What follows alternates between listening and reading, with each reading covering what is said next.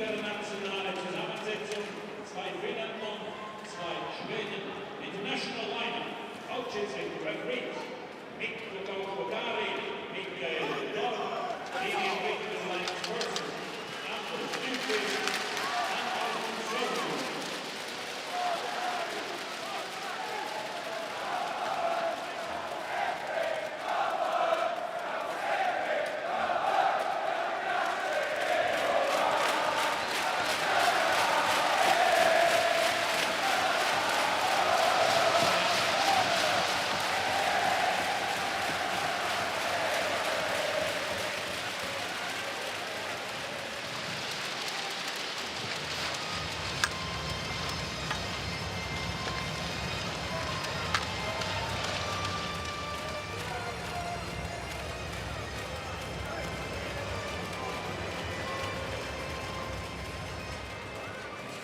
Yep.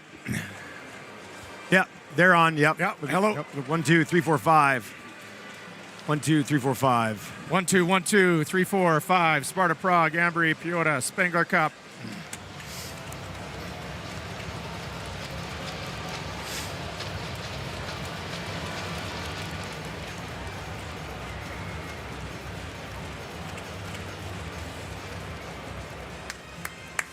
Let's go.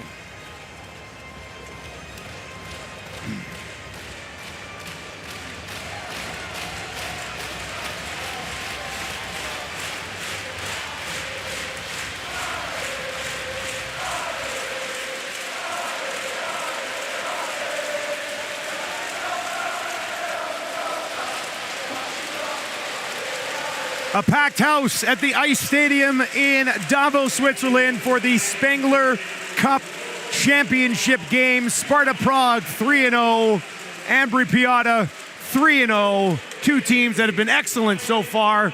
With the way this tournament has played out, these are the two teams that deserve to be here right now. They've both been excellent. You nailed it. They've been the two best teams so far in this tournament. It's only fitting that they are the final ones standing. Two terrific games in the semifinals from each of them. Of course, the last one late last night for Ambri-Piotta as they went ahead of the hometown Davos team, and that one ended at about 10:30 local time. And here we are right at noon for the puck drop of the final. Jakub Kovac will start between the pipes, his second start of the tournament for Sparta Prague. And Yanni Juvonen goes again for Ambri-Piotta. He's been excellent. 2 games played, won them both, had the shutout yesterday, has a .964 save percentage in the event so far, and he's out with an early touch, dumps it into the corner for Heed. It seems like we were just here, Kent. Quick turnaround with a noon start after an 8 o'clock game last night for Ambri-Piotta. The energy, though, will funnel in from their crowd. Sabatka, quick shot wide, blocker, looking for an early strike. Now down in behind the net. Dottie tying his man up. That'll pop loose to Heed. Heed waits on it. Pressure coming from Sabatka. Daniel Grassi, the captain for Ambri-Piotta, is able to grab it and bring it away through the neutral zone. Up the boards, he'll head off on a change. And they'll play it to Kurtil. Kurtil back to Yandis. Yandis up the right side. Thorell in over the blue line. Right wing boards, puts on the brakes, tosses it up top. Tomasek. Forced down into the corner. Heim watching him closely. Heim harassing him all the way back up to the blue line. Now it's knocked down in behind the net all the way around. Far boards. And Bergler able to make sure it does get out to the neutral zone. Now chipped all the way down the ice. Sarajärvi goes back for it. Ambri coming in off a 5-0 win over HC Davos. Prague was down 3-0 against Orbro yesterday afternoon. Scored 4 in a row in less than 10 minutes at the end of the second period and eventually hung on to win that game. Here's Schlappick, scored a shorthanded goal yesterday. Drops it off in behind the net. Spacek waits, walks off the boards. Pressure coming, Schlappick is there. Spacek eventually has it poked away, and that'll be blown down and offside as Dottie brings it back in. Ambri-Piotta dressing 8 defensemen. Prague just 7, so it'll be an 8-12 look for Ambri. A little bit extra body around because of the quick turnaround, do you think? I think that's exactly it. You know, you've basically had probably about 10 hours in between when you left the rink last night and when you showed up again this morning. So Ambri just trying to bolster their lineup a little bit and maybe put as many fresh legs out there and try to save some legs throughout the game. Sverger deflects it down the ice, no icing. Pistone in on the forecheck. Working against Kempney. Josh Juris up there as well. Popped loose. And now taken over by Sverger. Thorell watching him. Good stick by Kempney to break up the pass to Pistone. Thorell, as Ambri crowd comes to life here. Pistone towards the goal. Kovash watches as it's around on the near boards and out to the neutral zone. Dvoracek. Backhander off the side of the net, bounces back into the corner. And 3 minutes gone here in the first period.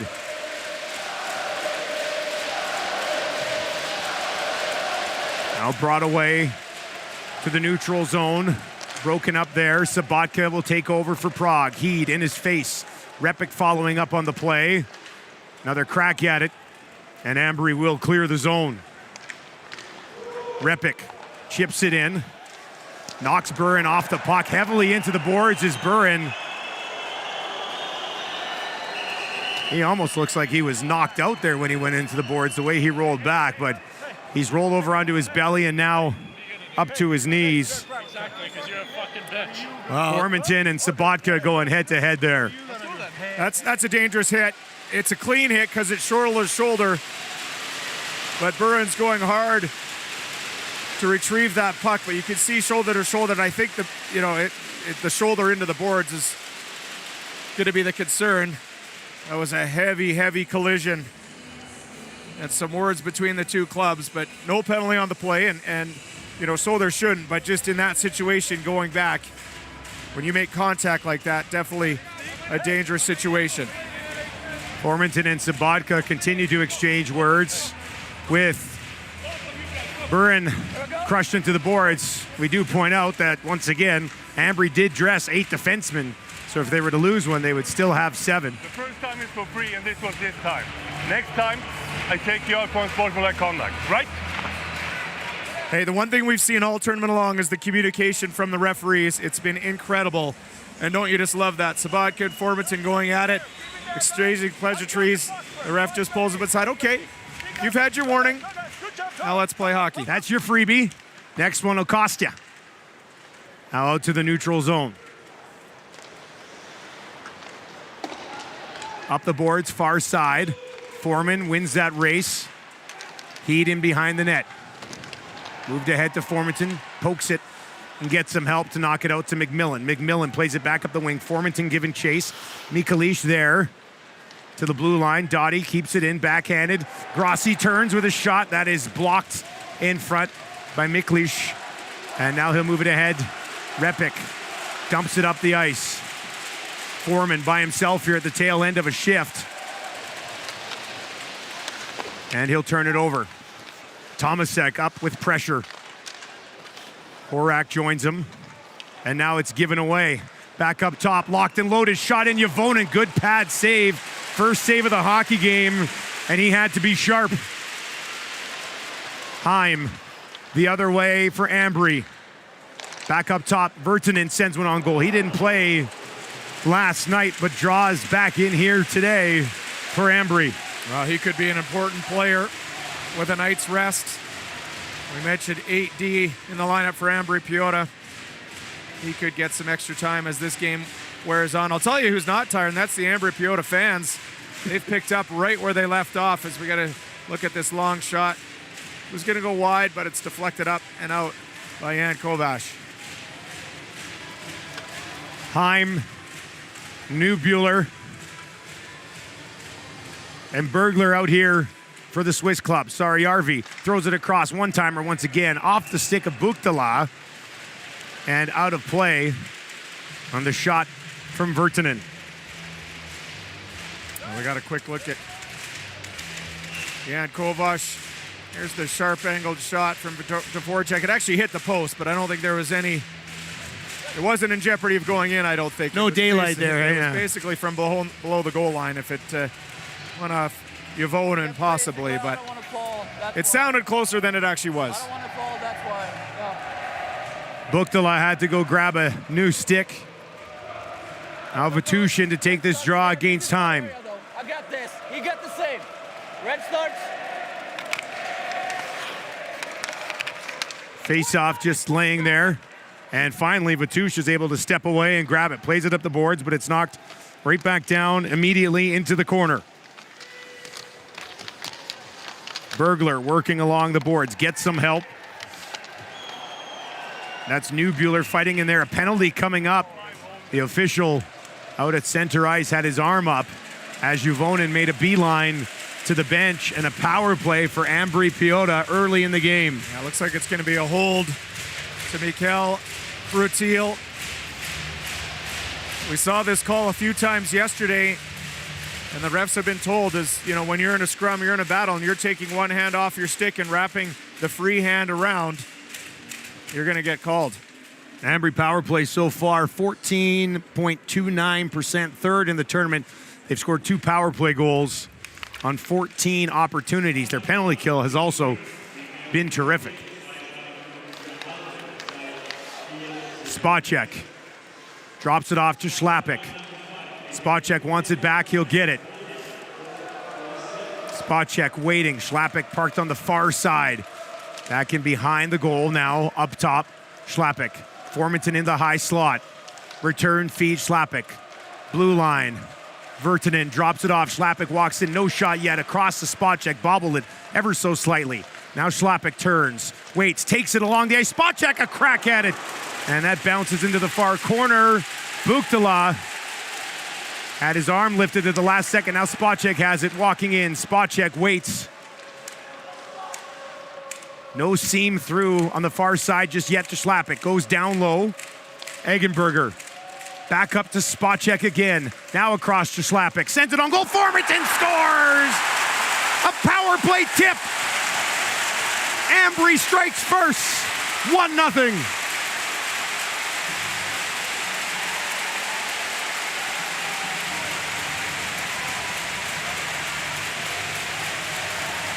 We've seen it all tournament long. The patience from Michael Spacek on the half wall. He doesn't pass it until he knows he's got something. He holds it. He finds Schlappick on the far side. That creates a seam back into the high slot. Formanton stick on the ice. He knows it's coming to him. A beautiful little one-touch right over the shoulder of Kovacs. Beautifully set up by Flip Schlappick. And look at the placement of that deflection to stake Ambri-Piotta to an early 1-0 lead. They scored on their first shot of the goal yesterday and have done it here again this afternoon. Now they'll come back in looking for more. Power play, that's their third power play goal of the tournament. And now here's Repik, a nice move walking in on his backhand, and that is forced wide down into the corner. Sabatka up along the wall, throws it right into the slot. It's picked up and knocked away cleanly out to the neutral zone. And Sverger will bring it in, backhanded, knocked down. And Tomek will throw it across far side. Moravchik gets it to Tomasek by himself for now, through the neutral zone with speed. Takes it outside, shot, and he scores! A rocket up top and an answer from Prague. Tomasek fires it home.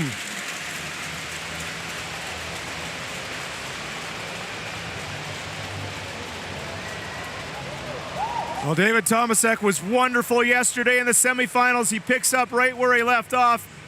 A little inside, outside. And I just think this shot catches Juvonen off guard. It's a fabulous one, short side over the shoulder. But I think if you asked the Ambri-Piotta netminder, he definitely wants that one back. It was essentially a 1-on-2. Not from the best shooting angle outside the dots, but a heck of a ripper over the short side shoulder of Janne Juvonen. It was interesting play because everybody else was changing on Prague, right? So Tomasek kind of just went up ice by himself, and now 2 goals in this game on 3 combined shots. Virtanen in behind the goal. Prague, what an answer here right away. They needed that. And we're back to where we started, even in this hockey game. Formanton chips it down the ice. McMillan crashing in there on Kempney. Now far side, that is up into the crowd and out of play. We are tied at 1 early in the first.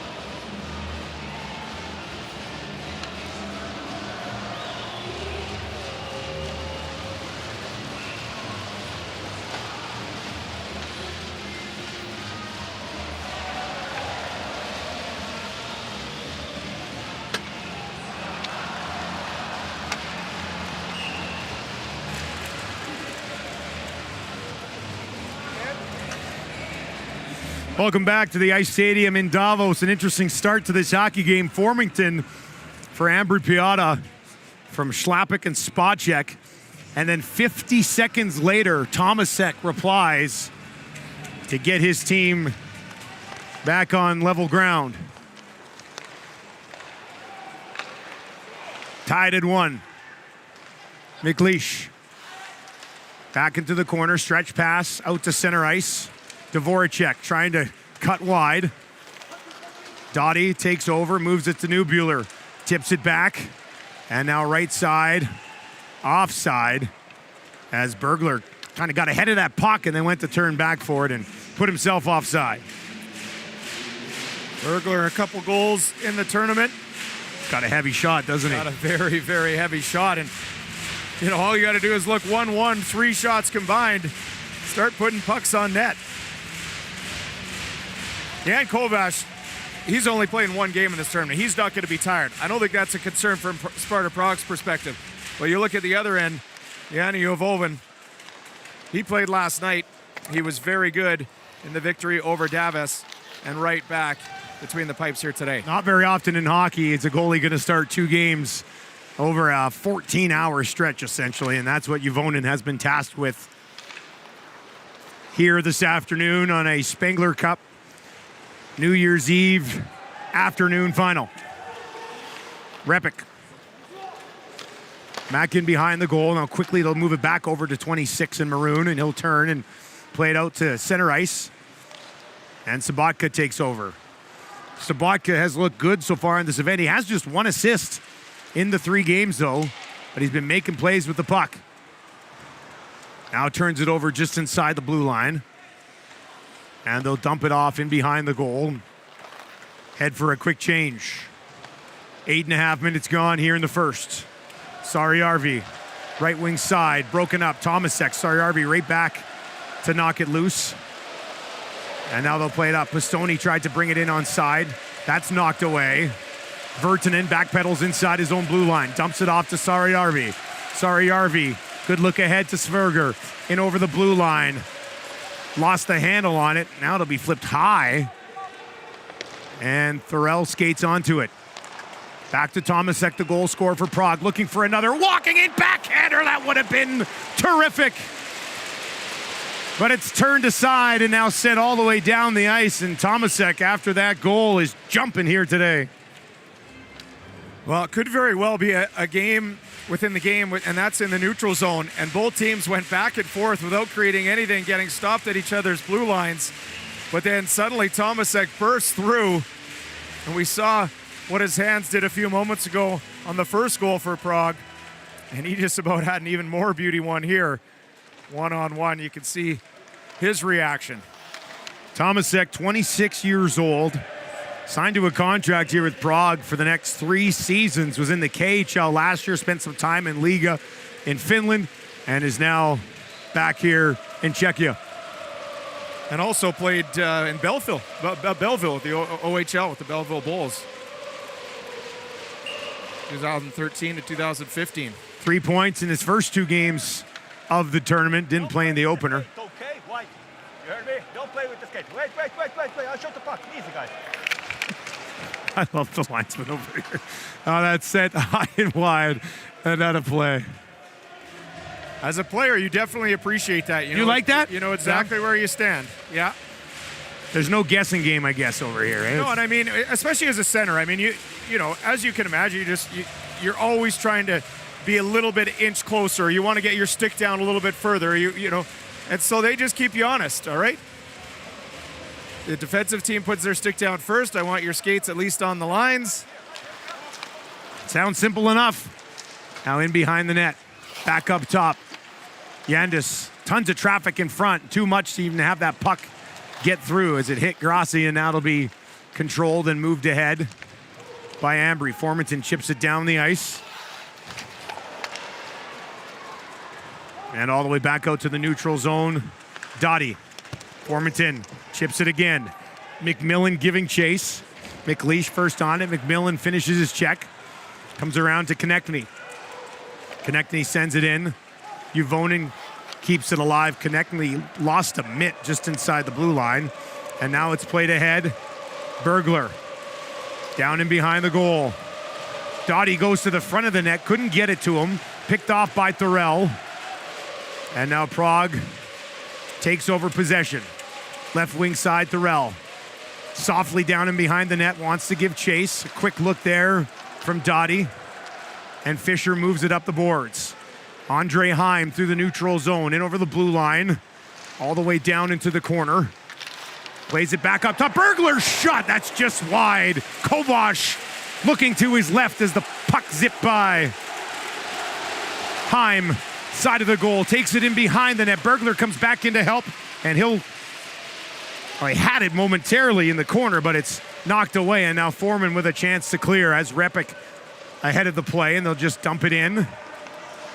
But Bergler buzzing here again as he was yesterday. Well, Ambri-Piotta's best chance since they opened the scoring. And it's the Bergler line, as you mentioned, who was good yesterday. That heavy shot. Horak now skates onto this loose puck in the offensive zone. Back up towards the blue line. Dumps it off to Tomasek. That is broken up and played in behind the goal. And now stretched all the way out to center. And a penalty coming up. The arm is up. Another power play on the way for Ambry.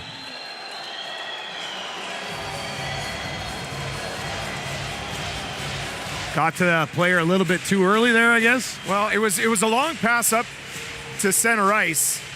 And Schlappick was ready for it. And Andre Miklish came up to play. I think probably in the referee's mind, it was just too hard. I don't think it had to be absolute contact from behind. That he's calling it interference. I think McLeish, could have easily come up and contained Schlappick. Just wrapped him up and contained him instead of an actual body contact. I'm not sure if interference was the right call. I mean, the puck was there. Nonetheless, more importantly, Ambry back to the power play where they're 1 for 1. They have just one shot in this game, and it ended up in the back of the net off the stick of Formanton. Now they'll look for another. Heim pokes it down into the corner. Pistoni up top, Bergler across. Yarvi off the shoulder of Kovash. Stays big in the net and steers that one away. Back up to the left point, Heed along the line. Yarvi. Return feed to Heed. Now down low. Pistoni. Heed. Yarvi settles it down. Looking into the slot again, and this time it's deflected up and out of play, and both teams will make changes. Yeah, so one thing these teams do so well is once they win on the power play, once they win the puck at the quarter, is separating, getting the puck back to the point and then getting back into their positions. It happens so quickly, and it's very, very difficult for the 4 penalty killers. As we see Lucas Soretta, the head coach of Ambri-Piotta, encouraging his team, but they overload in the corner to win that battle, and then as soon as they get it back to the point, boom, the power play is reset.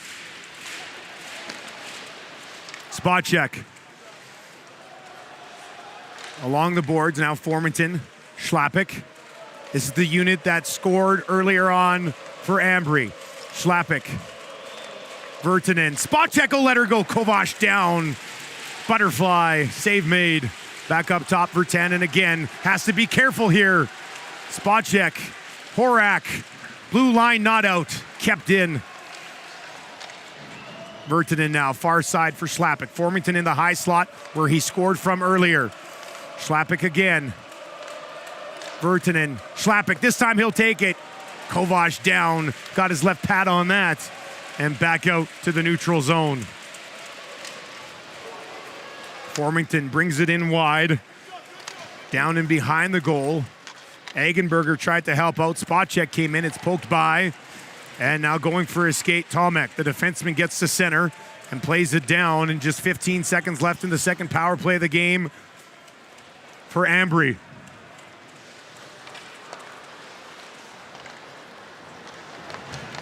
Neubuehler with speed. Left wing boards. Has a man going to the front of the net. Looked for a trailer. That was McMillan. Didn't get it to him cleanly. Now he has it. Sends it through. Blocked the first time. And knocked down into the corner by McMillan. Neubuehler there as well. Moravchik has it. And drops it off to Krutil. Prague penalty kill gets the job done. Yeah, solid penalty kill from Prague. Obviously, Ambri was able to set up, but really other than 2 one-time shots from the outside off Spacek and Schlappick that we're seeing the whole way from Kovac and turned aside, not a whole lot more danger. Now Repik walking in, tried to throw it across. Juvonen got his stick on that.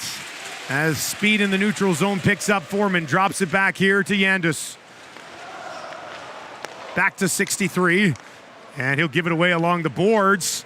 Brought in, Bergler poked away neatly at the last second. Bergler momentarily was in all alone. Now Thorell circles it back, pressure coming on him, and it will be poked back. Heat will take over. 5:20 remaining in the first. Deadlocked at 1 here in this Spengler Cup championship affair. From center ice, fired in. Kovac wants to keep it moving. Dumps it off to Kempny in the corner. Horak off the boards. Tomasek working his way through the neutral zone. They close quickly on him this time, and it's taken away by Josh Juris. Buren gives it to Heed. He'll head off on a change as they drop it back to Buren, and he moves it ahead quickly. Spot check. Forced back by Vatush. Sarajärvi from behind his own net. Left side. Virtanen moves it ahead down the ice. Eggenberger to Schlappick. Back up top. Shot from the point. Swing and a miss. And now it'll be played down into the zone, but spot check first on it. In behind the net for Virtanen. Calmly moves it ahead. Eggenberger. Schlappick drops it back to Sarajärvi. Was looking for Eggenberger. That's off of a stick down into the corner. Schlappick just over the stick of Spacek. And now Buchtala gets to center. Or did he? Sent it down the ice about a foot shy of where he needed to be. And that is blown down on the ice. Certainly could have got there, that's for sure. He had time, just needed to take a step and a half further. You got to look at this Bergler chance. He just lost the handle on it right there. I mean, he was fortunate to get it in the first place. As you can see there, the Prague defender, Miklish, misplayed it. And then right here, when he goes to pull it to himself, he just misses a handle of it. Does Dario Bergler. Eric Thorell was the back checker there, causing an issue. Just under 4 minutes remaining here in the first period. Formanton, Leaves it at the blue line. McMillan at the side of the net. Back out front. Formanton diving, taking down as he reached for it. And another power play coming up for Ambri, their third of the period. And they'll have it when we return to Davos.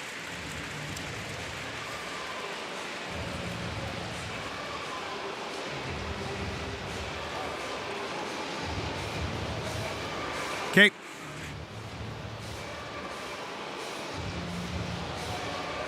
Perfect.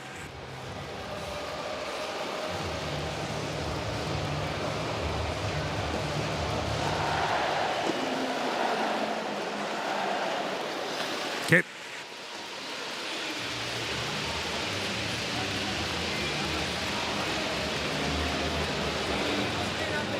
Before he went out. Yeah. That's why. Yeah, that was already there though. We got him here. Or was it? I don't know. Are you sure? Yeah. I think so. Yeah. I'm gonna do it.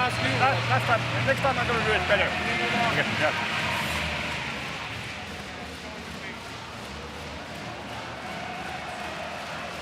Guys talking to the forwards. Two guys from Prague. That's what we call pressure. No. Look out. Yeah, that's how we call it. Those 4 guys. Back to the power play for this Swiss club, Ambri-Piotta.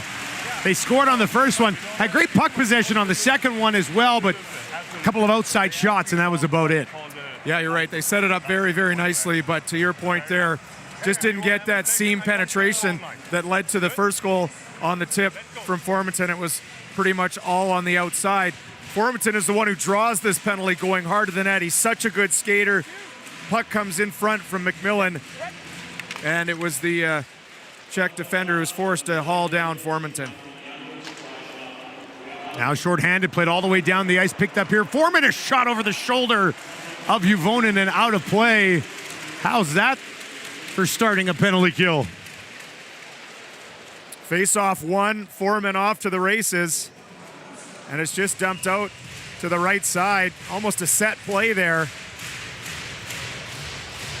Yanni Juvonen stands his ground, fends that off. Just 4 shots on goal for Prague through the first 16 minutes. They've been shorthanded. Now this the third time. Slap it. Drops it back. Virtanen ahead to Formanton. Formanton turns just inside the blue line, gives it away. And Foreman was stopped before he could release. Eggenberger back in. Spacek down into the corner. Plays it back up top. Virtanen, far side. Slapik, side of the goal. Eggenberger bobbled it. Plays it back to Slapik, who will settle it down. Minute and 15 seconds left in the power play. Spacek gets it now along the boards. Up top, Virtanen, Slapik. Patient with the puck. Back up top to Virtanen. Sends one through. That hits a defender. Comes right back to Spacek, and a great play by Sabatka as he knocks that puck out of the air. Just onside, they're back in. Spacek, Virtanen. Back down to 43 and white along the boards. Now Virtanen, high slot. Eggenberger, Spacek again. Side of the goal, backhander by Formanton. Kovac is down, and he's able to hang on.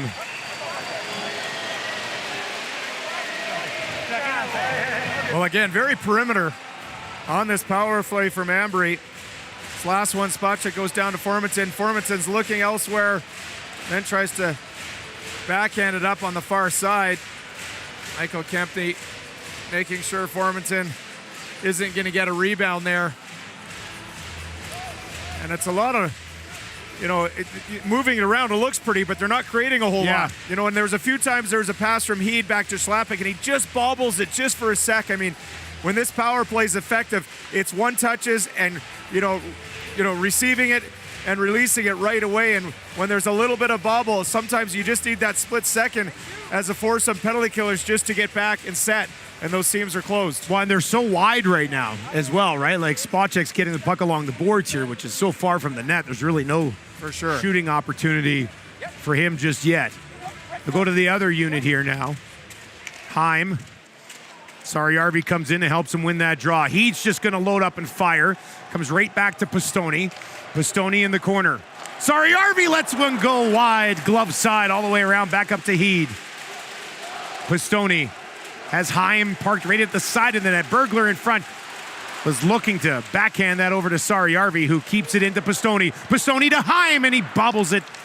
Bounced off his stick between his own legs. Now Saariarvi along the boards, side of the goal.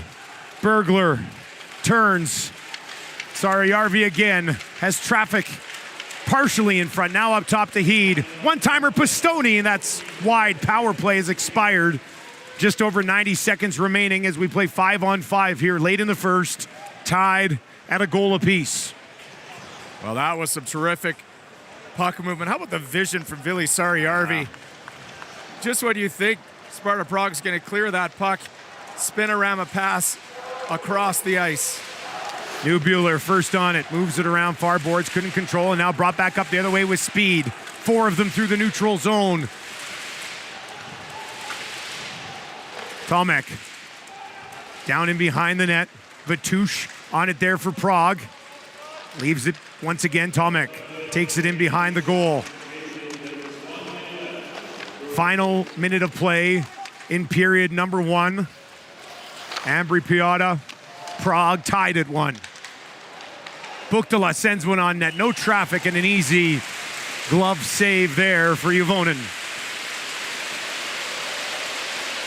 Well, Dustin, I think once these teams go into the dressing room, both of them got to be probably pretty happy. I mean, obviously, Ambri got the early lead, a quick response from Prague, but, you know, anytime you got a gold medal match, you know, the emotions are a little bit higher.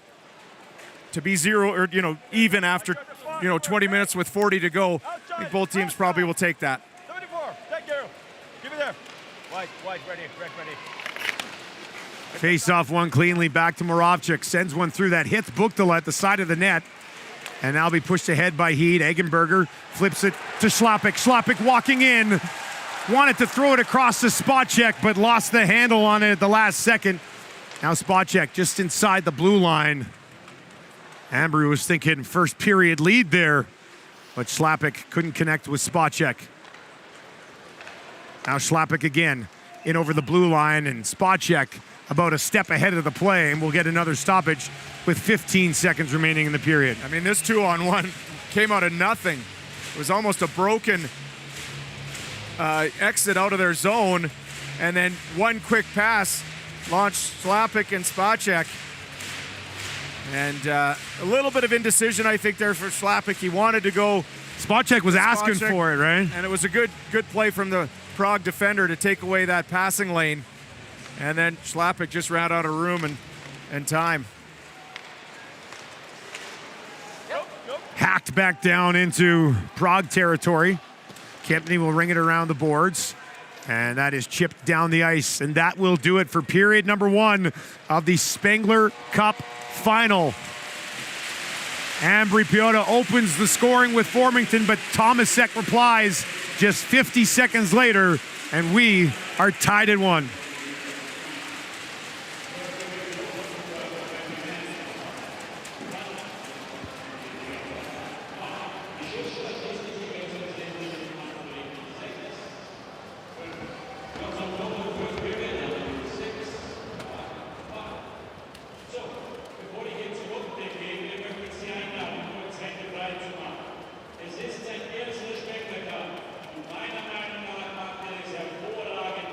Applaus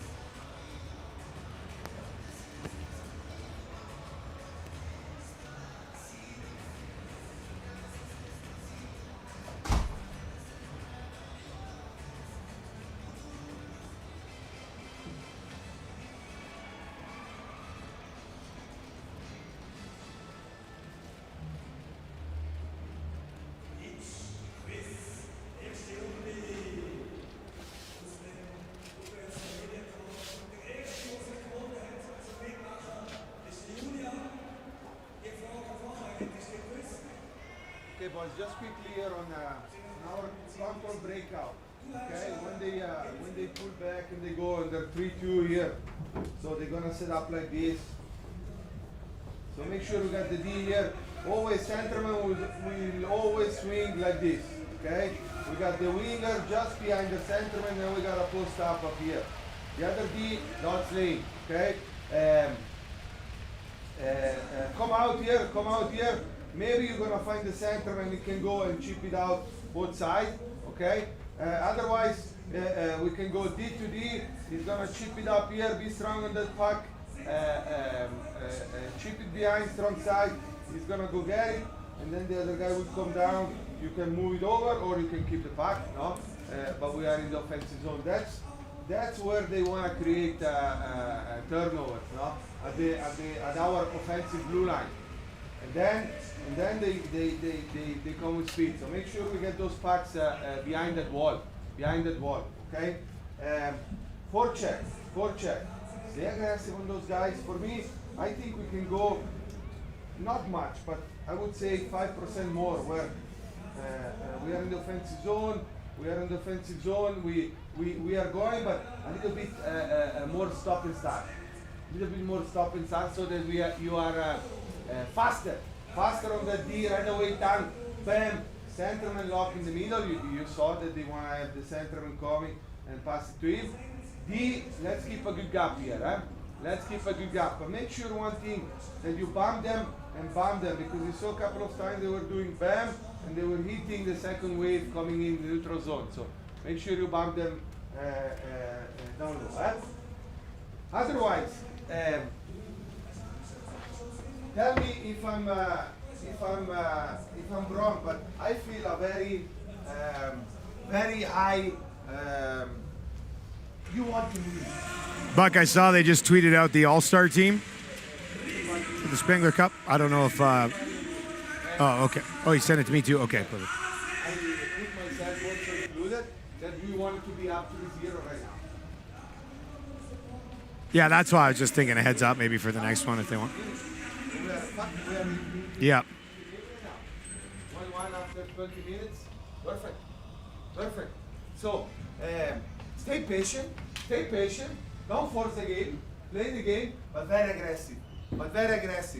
Because the reality is that we came here, Spengler Cup, on a fucking mission. Now, we have 40 minutes to fucking finish the mission here, all together. And nothing will disturb us, nothing will take us away from that mission. Players, staff, coaches included. We stay patient, but we stay very, very aggressive. So we play, like we said, we're strong in the battles, second, third effort, with the puck, without the puck, but we are very fucking smart. All the way, yeah?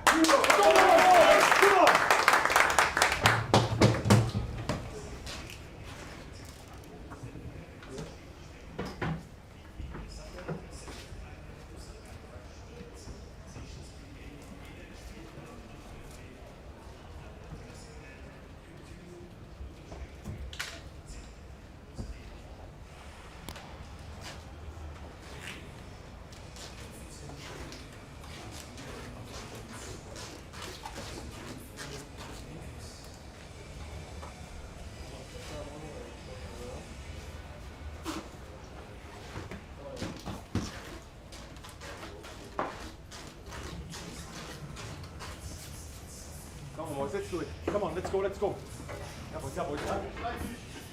Do together here, boys. Come on, huh? Let's go. Come.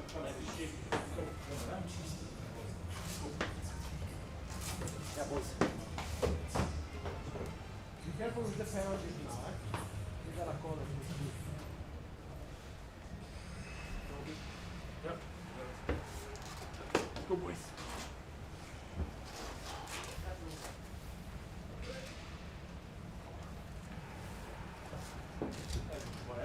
Ready.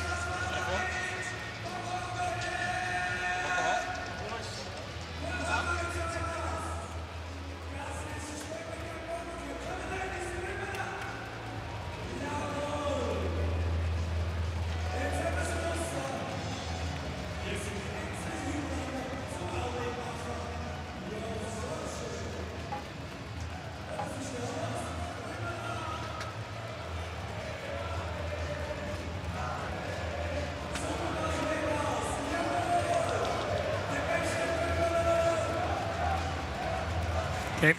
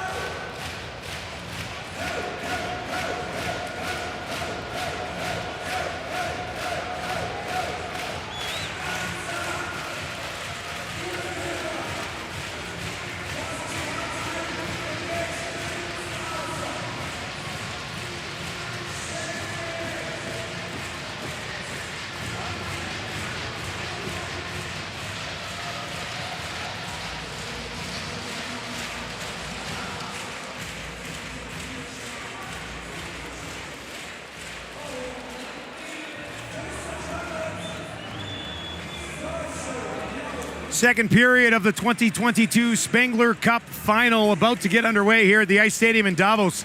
1-1 after 20, just 11 combined shots. Does the pace of the game, in your opinion, favor either team more than the other? Well, I think to start, I would say it favors Ambri right now. I mean, we've talked at length, obviously, of the short rest. So what I would say, what we haven't seen from Sparta Prague is they haven't been able to establish a forecheck and sustain pressure in the Ambri-Piotta end. And so if you do that for multiple shifts in a row, wow, that's going to tire you out. So I think that works in Ambri-Piotta's favor at the moment. It's a little bit more back and forth than really battling it out in the trenches. So I think there's probably still some energy reserves left from Piotta. Still at least 40 minutes to go as we are underway in period number 2. Thank you very much for joining us. Grossi moves it ahead. Formington couldn't come up with it cleanly. Repic will knock it back down in. Burin, who was taken into the boards rather heavily earlier in the game, back out there. Now here's Heat. Blue line, not out, kept in. Crutil drops it up top to Repic with a shot, and that is blocked and knocked up and out of play. It looked like 3 Ambri players were about to fly the zone there. Yeah, you got to stop on pucks. There's no question. They were taking off.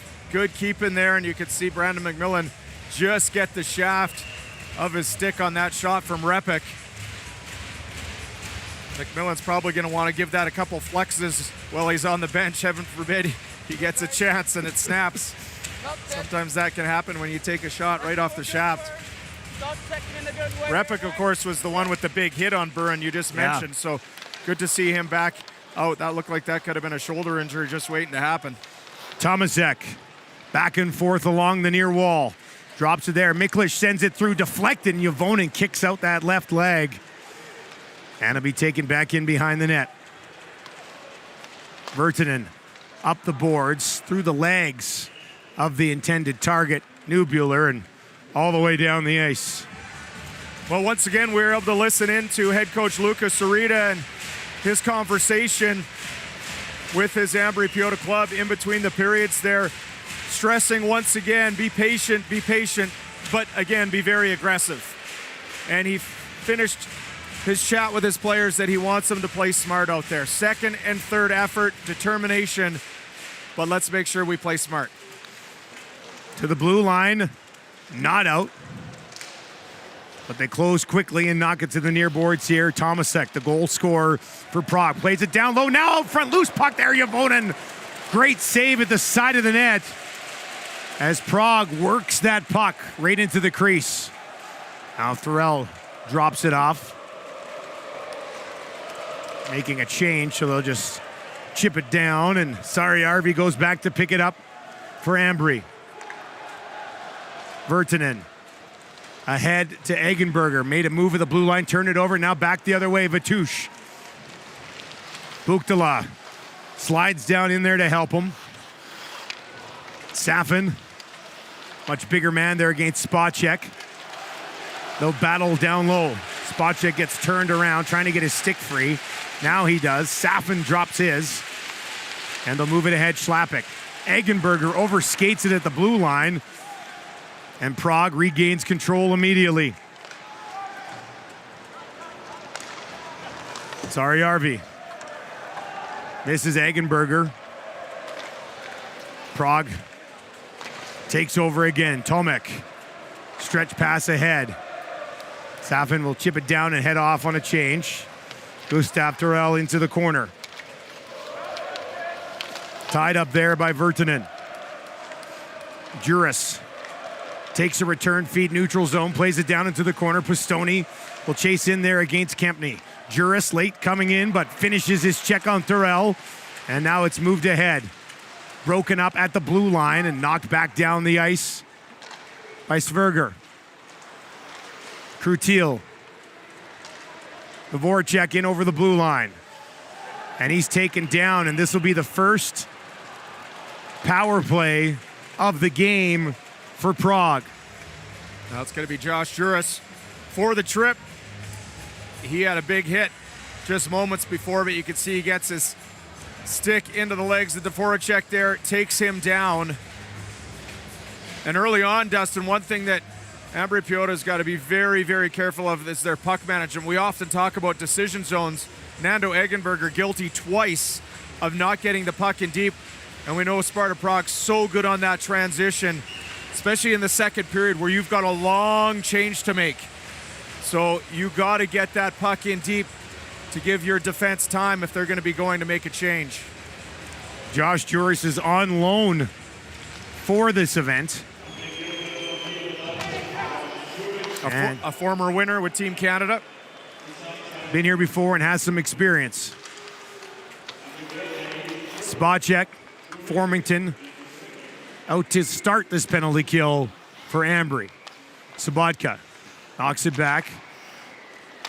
Eric Thorell plays it around. Now they move it ahead to Sabatka up at center ice. Kempny in over the blue line. Schlappick knocks it away, and Schlappick wisely off the glass and out. Spacek was out there for a quick 20 seconds, and then Schlappick came over the boards. Very, very quick shifts in the Spengler Cup. Repick turns it back up the wall. Pressure turned over, now played ahead. Formington shorthanded, walking in. Formington breakaway, backhander scores! Buried up top, second of the game. Ambri takes the lead.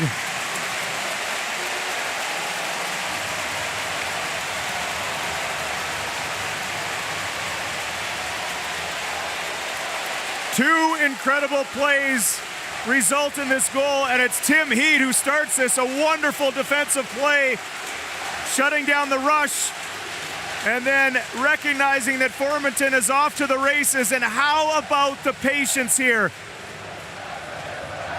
Outweights Jan Kovac, and then what about that backhand right up under the bar A little leg kick on the forehand, pulls it to the backhand, and then there's a slight delay before he shovels it upstairs. That is a pretty goal, a shorthanded goal for Ambri-Piotta. A power play goal from Formanton, and now a shorthanded goal as well. And Ambri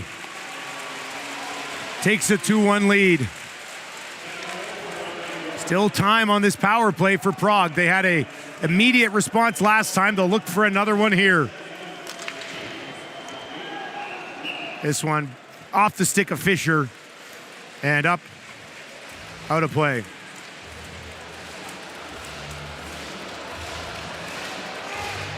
Great patience by Formanton there.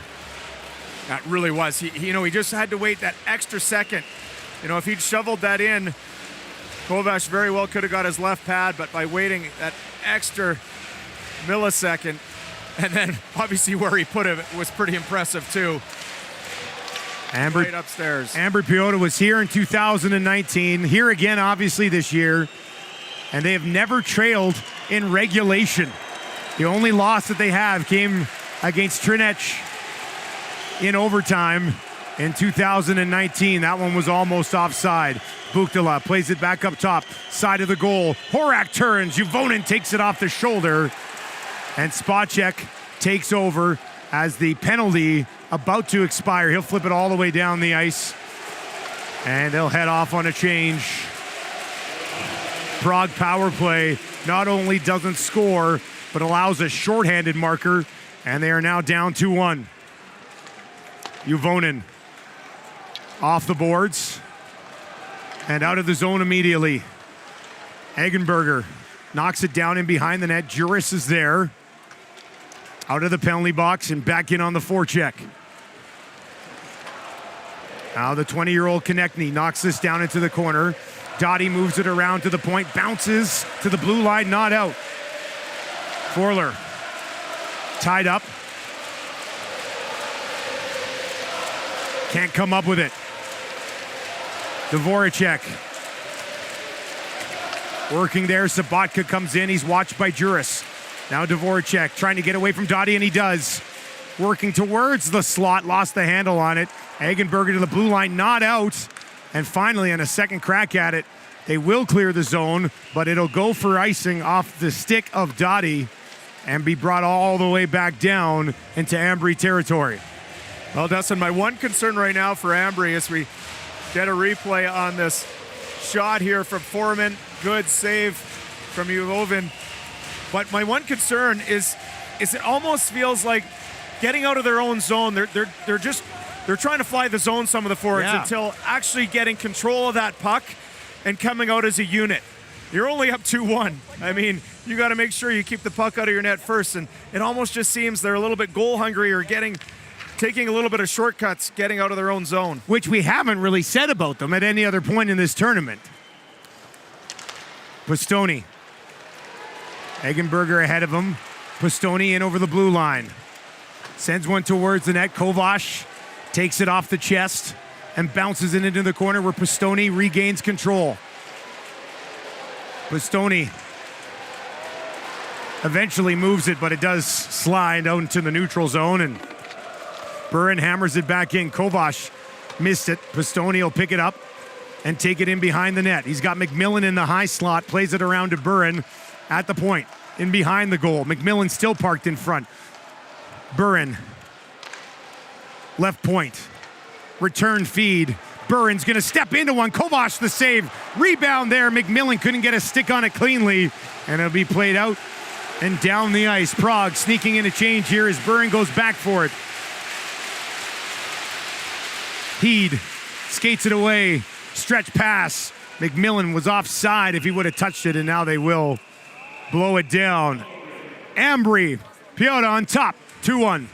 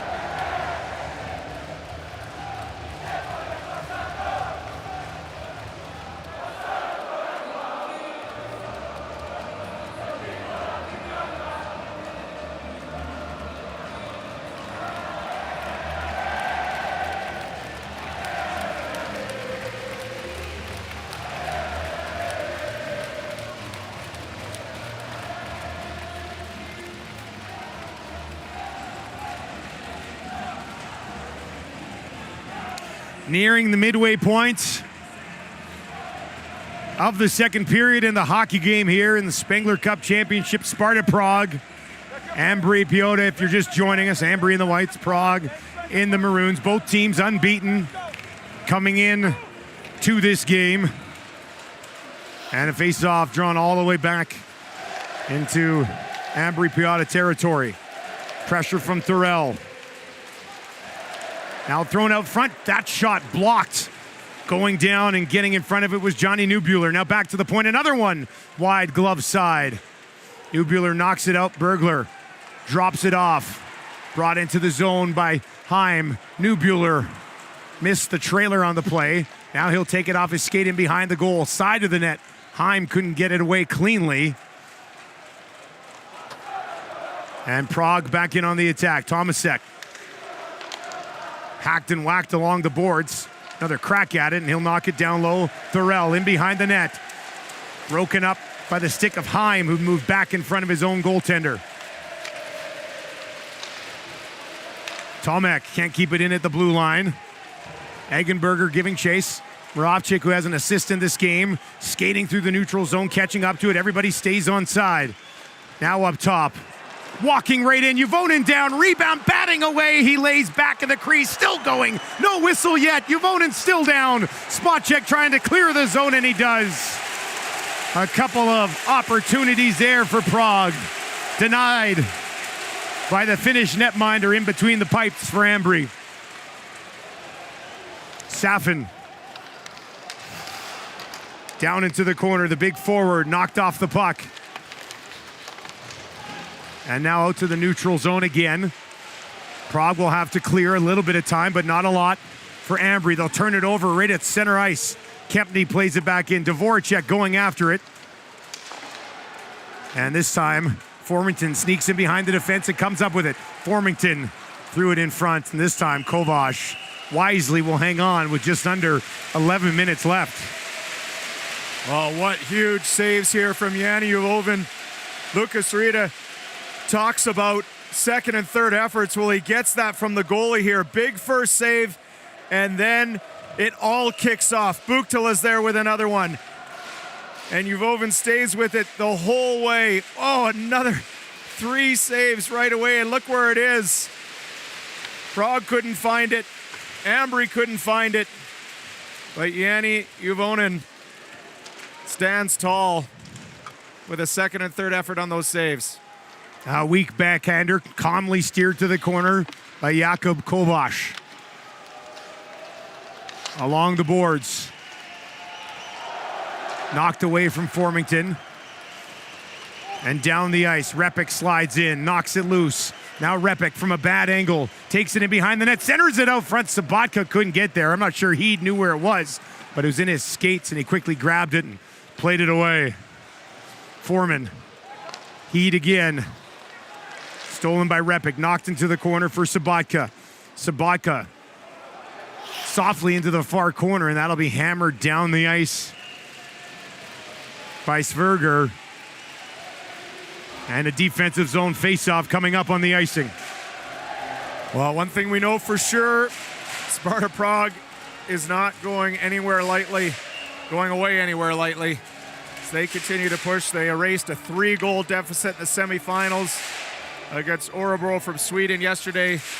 So you know that a 1-goal deficit here doesn't bother them one bit. And they did it in a 10-minute stretch that started right about now. You're right. In that game. They were down 3-0 midway through the second period and were leading 4-3 by the end of it. Horak behind the goal. Back up top. Moravchik shot. Blocked. Gets it back again. Throws it back across to Horak. And that is blocked by Sverger. Now he'll flip it high out down the ice. Moravchik steps in front of it. Tomasek plays it past McMillan. Now Thorell looking for Tomek, and it's broken up. Pistoni first on it. Back down into the corner. Moravchik neatly slides in there and knocks it away to Tomek. Tomek. Thorell has Horak ahead of him. He's forced back. Moravchik hammers this one up the boards. Now Horak a little tip ahead. Tomasek lost it. And now Juris will bring it back for Ambri. Juris waits, missed the pass down low, and a chance to clear, and they do all the way ahead. Tomasek walking in, feathers it towards the slot area, but that is broken up and played up to an open wing. 9 minutes remaining here in the second. Bergler, front of the goal. Heim turns with a shot off of a stick into the netting for a stoppage.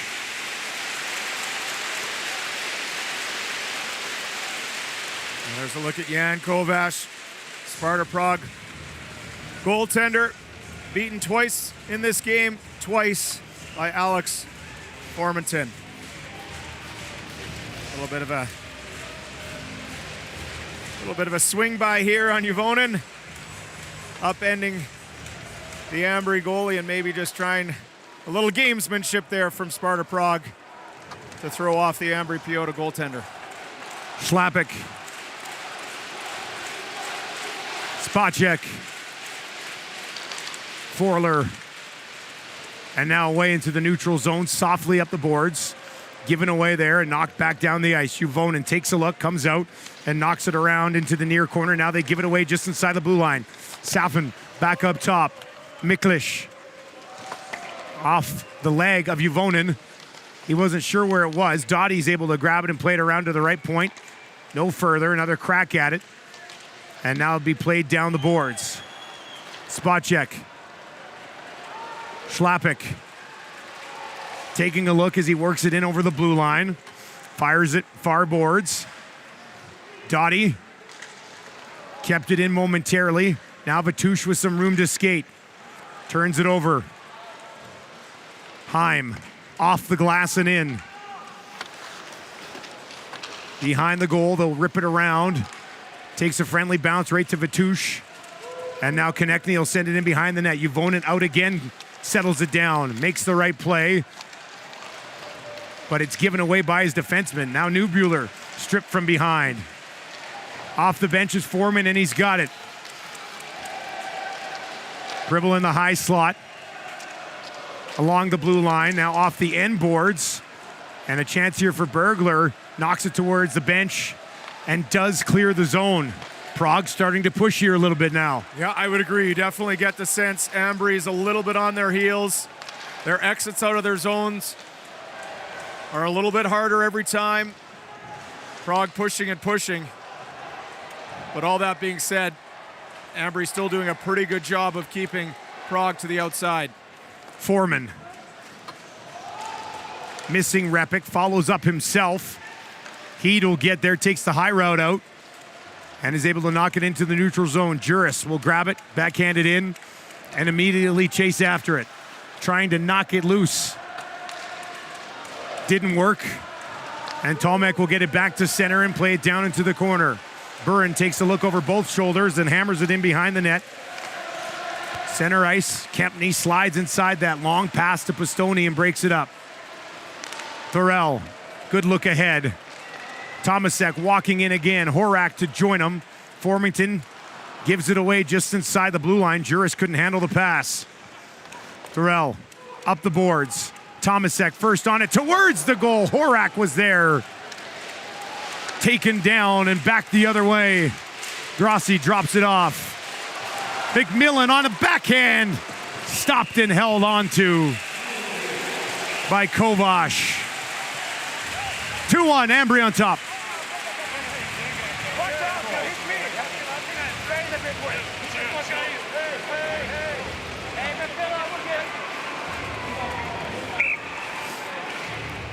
Come on, Foreman.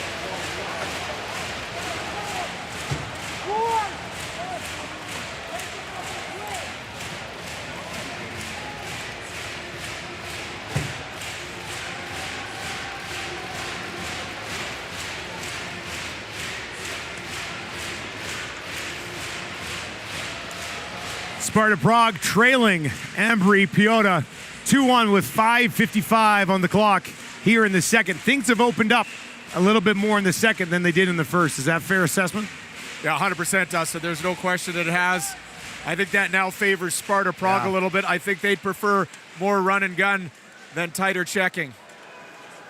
Yarvi reached up for this, went off his glove into the Prague bench and out of play. The backup goalie, Josef Koronash, actually caught that puck with his bare hands, and now he's shaking out his hands as he caught that. I'm sure his coach is like, do not do that, please. You need those hands. Great crowd here once again at the Ice Stadium in Davos that has undergone renovations over the last 3-4 years and still looks absolutely spectacular in here. In over the blue line, shot in. Juvonen bobbles it. Calmly sort of tried to whack at it, but it will be picked up. Played to the blue line and out to the neutral zone. Kept in by McMillan. McMillan dumps it off. Safin comes back for it and sends a backhander through the neutral zone and right down to Sarjärvi. Sarjärvi up an open wing, nobody there. And back down the ice again. This time, pressure from Dvoracek. Moved ahead, Eggenberger. Far side. Pass broken up by the back check of the Prague forward and now bounces down into the corner.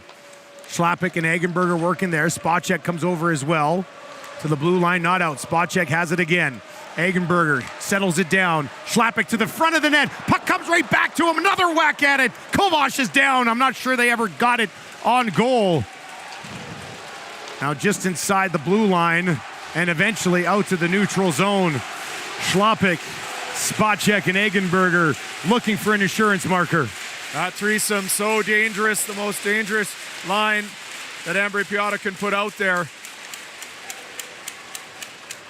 And Schlappick, 2 good looks, turned aside from Jan Kovac. Tomek sends it down in behind the net.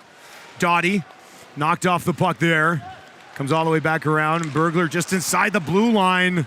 Lost it, but did have it come out of the zone. Moravchik ahead to Foreman. Foreman trying to pass through about 4 bodies. That was broken up. Neubuehler will grab it. Orler in, shot high off a stick and out of play. As Prague with just the 1 goal right now. They scored 4 goals in just the second period of each of their last 2 games, but have been silent so far here. Vitush just trying to create any sort of offense, throwing a puck on Juvonen through a screen. Juvonen knocks that puck away. And even though the game's opening up a little bit again, Ambri-Piotta just doing a really good job keeping Prague to the outside. We just haven't seen that penetration coming through the seams and finding those passes with speed that Prague has been able to do earlier in the tournament. Kempny drops it off. Right side. Now Kempny's going to go right to the net. Got a stick on it too on the feed towards the goal from Tomasek. Now that takes a weird hop, but a cool customer in between the pipes. Yanni Juvonen is able to hang on. That actually went off the referee. So it was a shot that missed to the right of Juvonen, and it bounced. You can hear the ref's like, sorry, it bounced off his leg right back onto the goalie. A little bit of a hold your breath moment there for Ambri-Piotta. My bad.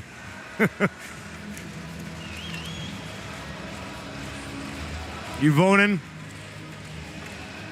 stopped all but 1 sent his way so far. Hey! You, back here. Back here.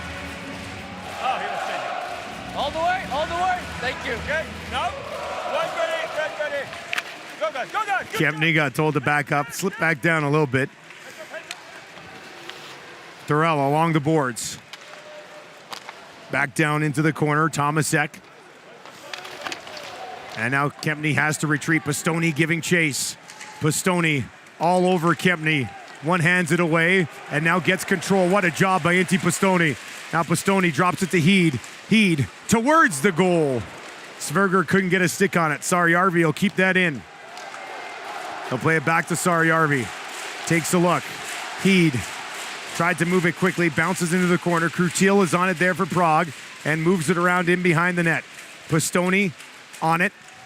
Kept it inside the zone. Now it comes across to Formington. Formington just off the bench, fresh legs, drops it back up to the blue line. Now they'll rip it around the boards, and it will be played out and down the ice. And that will be icing late here in the period against Prague. Well, Inti Pistoni continues to impress us. 4 points on the tournament. And just never really seems to panic with that puck on his stick. Does a great job tracking down Michael Kempney, wins the puck there. And then instead of just kind of throwing it behind the net, just hangs on for an extra second, finds an open player, and keeps the offensive potential alive. He's listed at 5'8", 176 pounds, and he just continuously wins battles. Now here's Formington. Tries to throw it backdoor as he went behind the net, but that was broken up. And now played out and down the ice. And that one will go for icing as well. As Prague tried to sneak in a line change, but the officials are on it and will send them back. Well, one of the players that tried to sneak off there is Michael Krutiel. He's a defenseman. Let's watch for number 5. He's hunched over right now. He looks like he could be tired. Spent a couple of years in the American Hockey League as a teenager. And now at the age of 20, back over here is Krutiel. Face-off won this time by Prague. McMillan, though, takes that puck away. Now a chance to clear for Sparta. And they'll get to center ice. Horak down the boards. Had it taken away. Sarjärvi so good with the puck. Pressured into the corner. Horak takes over. Watched there by the captain of Ambri. Prassel now down low. Pressure here late in the period from Prague, trailing by a goal. Up top to the blue line. This shot kicked away by Juvonen. Iglesias moved down, but could not keep it in. Formington trying to knock it loose to Grassi. McMillan steals it at center and sends it in. Kovac knocks it away as we enter the final minute of play in period number 2. And that one all the way down the ice. Well, again, Prague guilty of just not getting to the line. That one was close. It's going to be a big icing, so you can see a little wardrobe malfunction from Krutiel. And with 51 seconds left, a face-off deep in Prague territory. It's a big opportunity here. Heed off the draw, throws it across to Dottie, and batted out of play.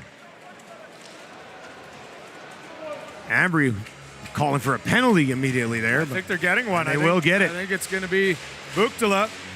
This is one of those ones that, you know, definitely causes conversation because it was a puck in the air, and Buchtila just swung at it out of the air, but in his own zone, knocked it up over the glass. You get a replay here. He blocks it, and then he just tries to knock it out of the air, and there it goes. So, you know, a face-off in the offensive zone coming on the heels of that icing, and that leads to a power play from Ambri. A goal late here in the period would be huge for Ambri-Piotta. They win the face-off. Virtanen dropped it down along the wing, and it's broken up and played down. He'll go back to pick it up. Has Schlappick in behind him. And they'll play it back to Schlappick. With speed through the neutral zone. Cuts wide. Schlappick walking in. Throws it across. Formington stopped this time. Huge save by Kovac late in the period. That's a big one. Wow, what a nice setup from Schlappick. I don't think Formington got all of it, but it was a one-time shot, so Kovac definitely had to be aware to get across. Nice try off the rush there on the power play. Virtanen brought it in over the blue line, now played around, and that is going to do it as time expires in period number 2. 1 minute and 14 seconds left in the power play for Ambri to open up the third period, a period they will open up with a 2-1 lead, looking for their first ever Spengler Cup title.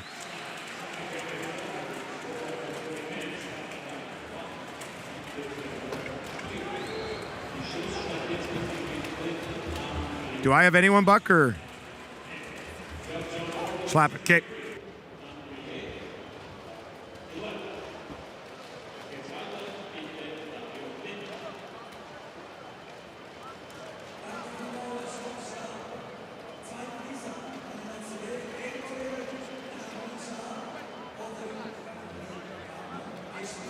Yeah.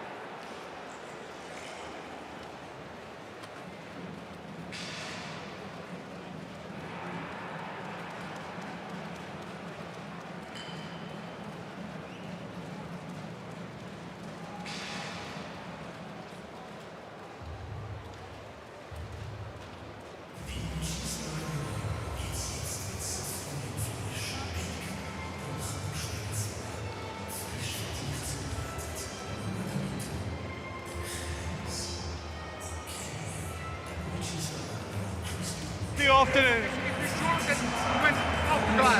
Yeah. 100. Yeah.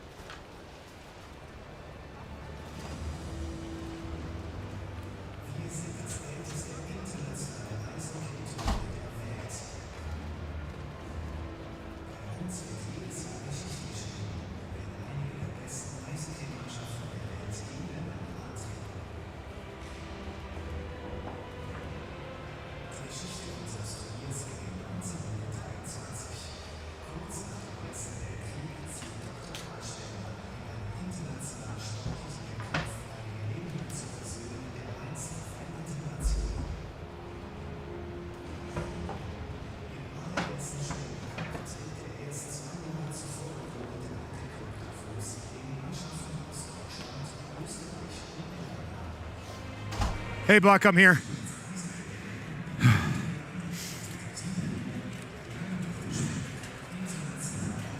Okay.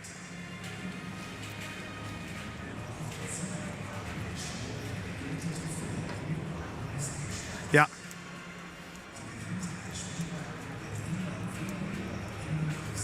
Okay. All right.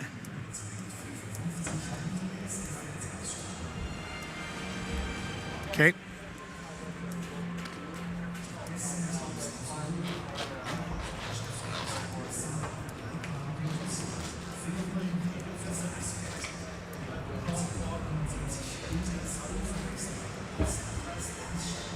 Okay. Yep, sounds good, man. And do we know if I'm sending it back to Mark, or are we signing off from here, or? Okay.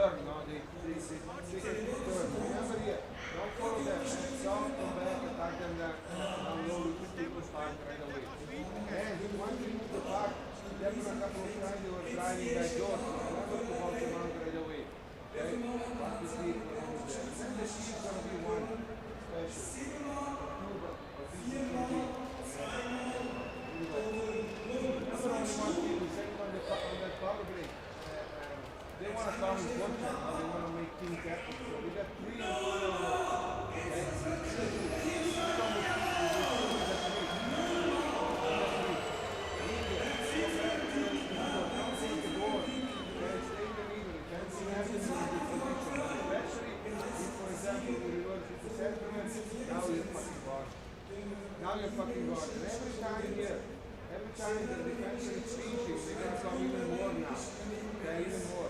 Make sure here, you roll down the dash going, you're gonna have tons of chances here. Tons of chances. Make sure first out all the time. Okay? Slash is going through, center will come and support you.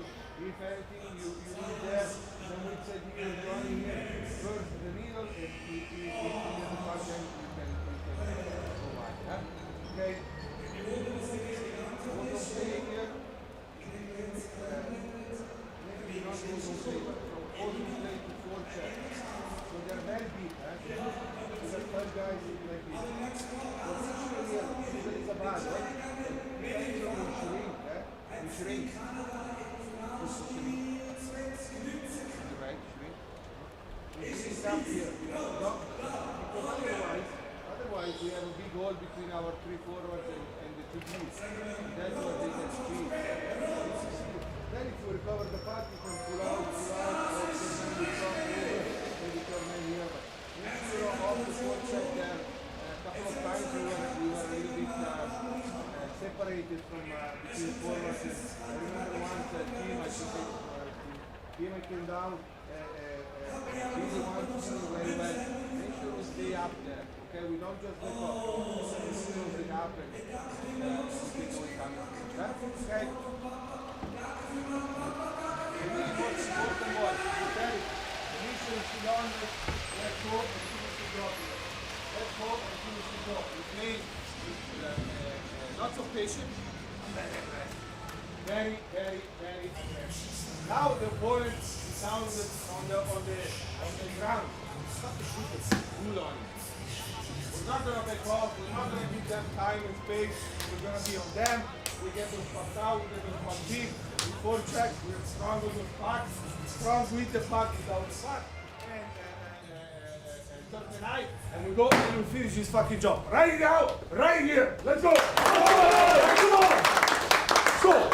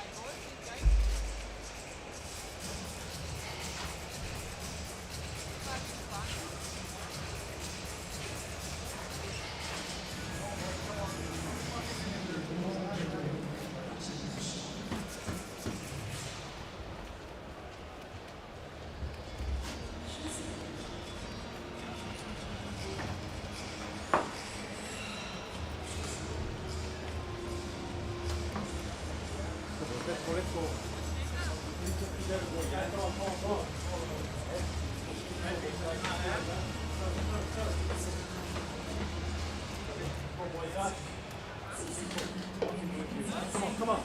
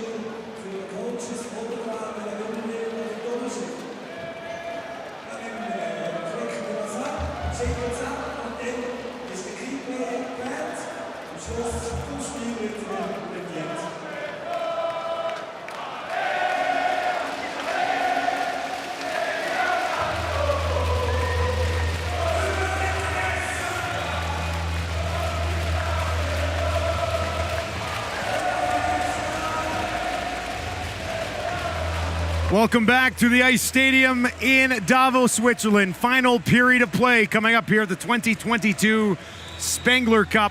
Ambri-Piotta 20 minutes away from delivering the first ever Spengler Cup championship to their two villages of 500 people apiece. It's a remarkable story if they're able to put the final touches on it. Well, is it ever? And they've been full value through 40 minutes. Now the question awaits, do they sit on their heels to try to protect a one-goal lead?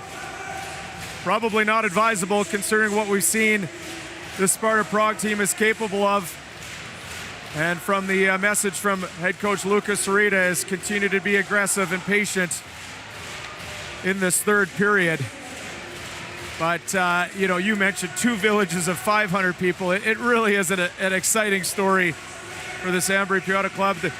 Everyone we talk to is, if you've got a favorite team in the Swiss NLA League, your second favorite team is Ambri-Piotta. They've got the most second favorite fans in the entire country. I was reading online earlier today, there's about 40 fan clubs across Europe for Ambri-Piotta. And about 10 years ago, the fans and the organization together raised about 5 million francs just to keep things going. So it truly is a team that's driven by the people who care so passionately about it. A team of the people, and now they play in a 7,000-seat arena, which is incredible. They've got 60 seconds now to work on a power play. They'll bring it in. Bergler drops it back to Heim. He stumbles. Moravchik will grab it and send it all the way down the ice. Interesting that Ambri-Piotta elected to go with essentially their second power play unit to start the period here. Heim in over the blue line. Knocks it back up top, Pistoni. Pistoni walks in, tried to dump it off to Sari-Arvi. Now he will get it to 28 in white. That's Sari-Arvi. Down low to Heim in behind the goal. Pistoni with Bergler in the high slot. They try to find him. Bobbled it. Almost knocked away shorthanded. Sari-Arvi, far side. Good look. Trying to find Bergler in the slot again, but it just wasn't there. And it's knocked all the way down the ice. Well, sometimes you can be guilty of overpassing, and I think that's what we saw here. There was a broken play that ended up on the stick of Pistoni right in the high slot. He had traffic in front and still tried to feather a pass that didn't make it to its intended target. Virtanen drops it back in behind his own goal. The first 90 seconds of period number 3 have come and gone. Tomasek drops it for Thurell. Broken up. Eggenberger moves it ahead to Spacek. He's got Schlappick on the far side. Spacek waits, throws it across. Schlappick has it bounce over his stick. And now Thurell with Tomasek back the other way. Schlappick, look at the back check. Beautiful. Spacek takes it away, moves it ahead to Eggenberger, and that's off of a stick into the netting and out of play. Philippe Schlappick is such a good stick. Obviously offensively very, very good, but there on the back check as we see the cheer from Ambri. I'd say they're excited. They want it. There's no doubt about it. This small underdog Swiss club would love to deliver a Spengler Cup championship. Now in behind the net. Krutil, right side. Safin loses it. Formanton back the other way. Formanton takes a return feed. Bouncing puck, and it's stopped by Kovac. Formanton on the pass from McMillan, looking for the hat trick, but was denied. Buchtala, harassed by Formanton, eventually takes him down, then gives him an extra shot. No call either way. Yandus throws it through to Sabatka, looking for his first of the tournament, and that is broken up as well. Korler. And if Formanton buries that for a hat trick, this place absolutely erupts. Well, what speed. And this pass from McMillan just a little bit bouncy. And you see it go off the shoulder of Kovac, and then terrific back pressure from Formanton. Maybe a little bit of frustration from Sabatka here. And maybe a little bit of a hold as well. So both probably guilty of an infraction, but huge save from Jan Kovac with his shoulder to turn that aside and actually bounce up over top of the net. Now off the draw, right down towards the goal, and it's wide in behind the net, and a heavy check into the boards as the puck is cleared out into the neutral zone. That was Yandis who was taken in heavily. Now here's Repik on the attack. Back up top, Yandis bobbles it, just kept that in the zone. Down to Sabatka. Yandis will slide down from the point. Sabatka up top, Repik stops it, settles it down, waits. Now he'll take, and Javonen sees it all the way in and blockers it up into the crowd. Well, this game hasn't been overly physical, but Dominic Swerger takes out Yandis. Very, very solid hit.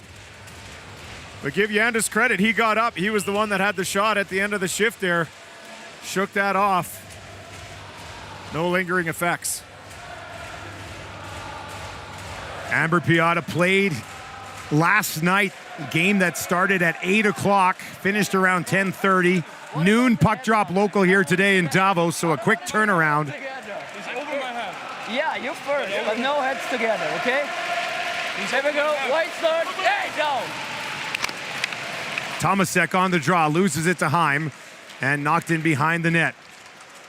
Heim gets there, helps out, plays it around to the blue line, kept in by Moravchik. Now in front. That puck just bounced right onto the stick of Thorell. Couldn't get it away cleanly. Now he'll control down low. Horak parked in the slot. Tomasek comes in to help out behind the goal. Pinned there by Heed. Heed making sure he's not going to get caught on a hold as the clock ticks down. 4 minutes gone now in the third. This puck not moving. Now Horak will come in and get it. Horak spins right back down into the corner.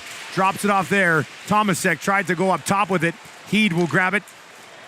Calmly makes a heads-up play to center ice, and now they'll fire it down. Neubuehler in on the forecheck. Heim in behind the goal. Side of the net. Neubuehler, Bergler, trying to knock it loose with Heim parked right in front. Moravchik comes up with it. And the big defenseman will find some open ice. Both teams happy here to make some changes. Kempney, stretch pass, a good one, shot through. Juvonen, no problem. Hard time beating this guy if you don't have any traffic there eventually. Well, nice outlet pass from Kempney onto the stick of Gustav Thorell. But you're right, I mean, that's a shot from 30 feet away, no traffic, right into the breadbasket of Yanni Juvonen. But only 18 shots directed his way. I got to think as we approach the 15-minute mark, there's got to be an emphasis from Sparta Prague to start putting a few more pucks on Ambry's net. Off the draw, into the corner, now up the boards, and out of play. Faceoff will come back down inside Ambry territory. They were leading a close one here. It's 2-1 in the third. They got here with 5 goals against Orebro, 7 against Helsinki, then 5 more against Davos. They've combined so far here for 17 goals, tacked on 2 more, but now they're playing in a tight, close hockey game, and we'll see how they're able to come away with it. Yeah, certainly it's a whole different feel when you're only up 1. Wow, what a save. Juvonen once again ready to go there, turns it aside. Another shot coming, that's blocked at the blue line, dropped off, side of the net, traffic in front, and that is broken up, comes all the way back to Krutil at the point. Krutil down in behind the net. Thorell reverses it, Kempney is now joined down low. Back up top, Krutil shot through, Juvonen down, bodies being hammered to the ice as the Ambri netminder hangs on to the point shot. Well, at this moment, Ambry's winning the battles in front of the net. Juvonen able to see that the whole way, and then you see Dottie and Fisher, the two Ambri defensemen, clearing out the front of the net. Look at that. That's a great shot there. Juvonen sees it the whole way, and there's no purple jerseys anywhere near where a rebound could possibly be.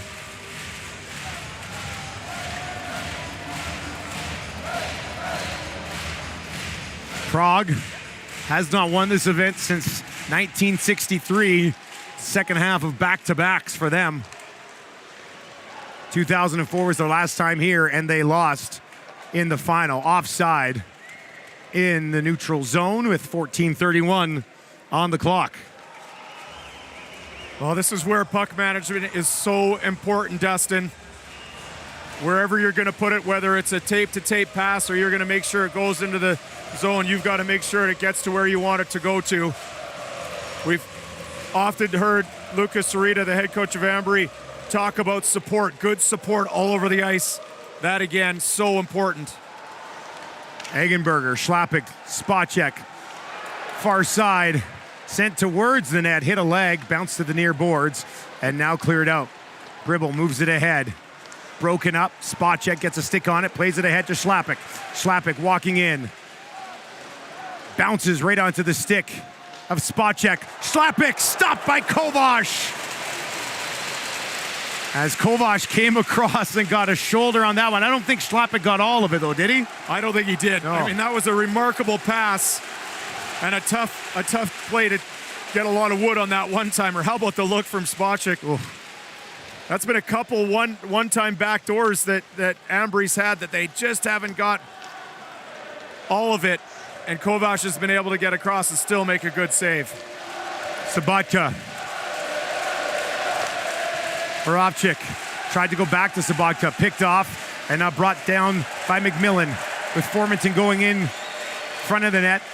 McMillan along the boards. Grossi bats it out of the air. Now they'll hammer it across. Moravchik with a helmet laying on the ice right next to him. Will skate it ahead and give it to Thorell. Thorell drops it to Sabatka. Sabatka sends one on goal, and once again, seeing it all the way is Juvonen, and he hangs on.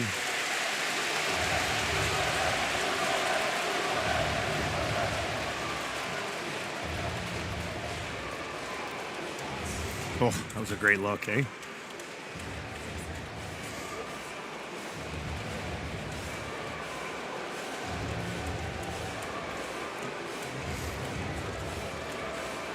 Yeah.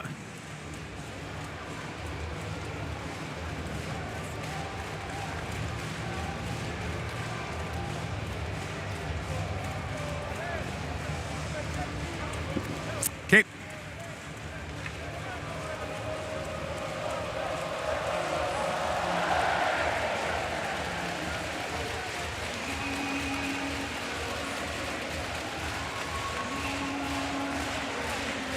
Got it.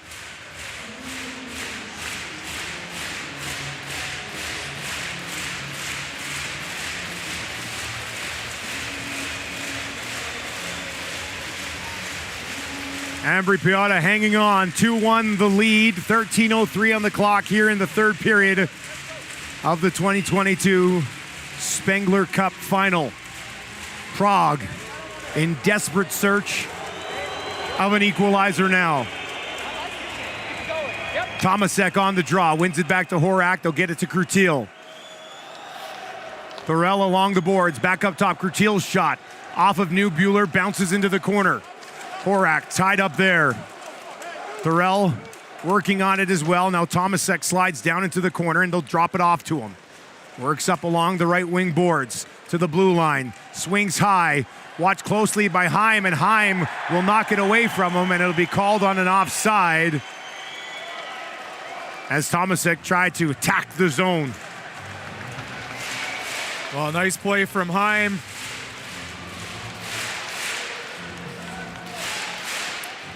He may have been a little bit fortunate as he lost his stick there and then kind of had two hands on Tomasek.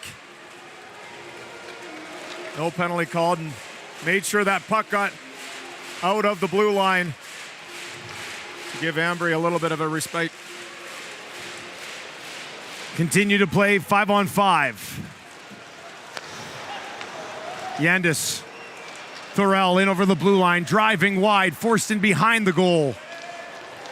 Side of the net, Tomasek throws it across. Juvonen finds it, hops all over it, and hangs on. Well, terrific play backdoor here from Sorella. Ambri-Piotta defender, he had that man, Roman Horak, tied up. You'll get a look here as it goes backdoor looking for Horak. Sorella gives him no chance to get a stick on it. And maybe a little frustration on that cross-check there. Heck of a play from Gili Sararvi.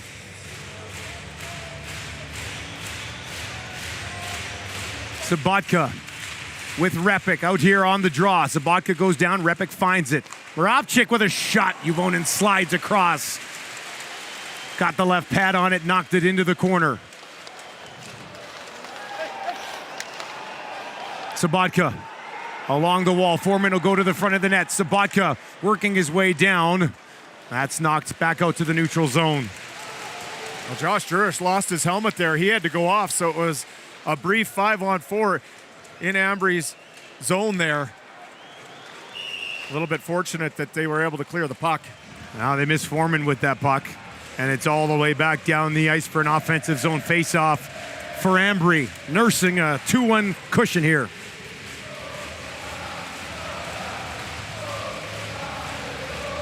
They have done an excellent job today against a Prague team that came in 3 games, having scored 16 goals, just 1 so far here through 2.5 periods. Yeah, but it's worth repeating, is they could score in bunches, have we seen in a few games in this tournament. So Ambri's never going to be out of the woods here. Spot check, down low. Eggenberger goes to the front of the net. Now Schlappick does as well. Spot check. Tosses it through Forler. Waits. Takes. Save made by Kovac. Schlappick. Eggenberger. Pinned along the boards. From his knees, trying to remain in the battle. Might have got away with a trip. Now Schlappick. Stripped just inside the blue line. And it'll be played ahead to Repik. Repik. Turned back up the boards, took a shoulder from Schlappick. Now thrown out front. Sabatka couldn't get a stick on it. It's all the way down the ice, and Ambri will get a full line change in here. Kempney, left side, into the zone, on net. Juvonen once again. No traffic to be seen, and he's able to hang on. You know, Dustin, that's about the 6th shot from the outside onto Juvonen that he's just taken right in to his pads and held on. Ambri's more than happy. They're probably more than happy to get a whistle, get a breather, and reset. Juvonen has only allowed 3 goals in the entire tournament. Faceoff will come to his blocker side right. Early jump, so we'll reset it. Faceoff 1, but Ambri hops all over it, 3 wide through the neutral zone, but Doughty lost control of the puck. Now Formanton keeps it into the blue line. Dumps it off to Grassi. Back to Formanton with a shot. Kovac got the glove on this one, and with McMillan right there, he decides to take the whistle. Yeah, McMillan was lurking. Good quick shot from Formanton. Gloved by the Prague netminder.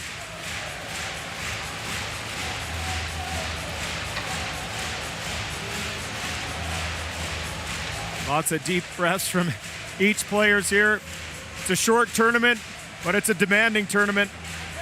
Several games in a small period of time. Yandis off the draw. Horak. And there's McMillan hustling back. How about his defenseman? Grabs the puck and reverses it into the corner.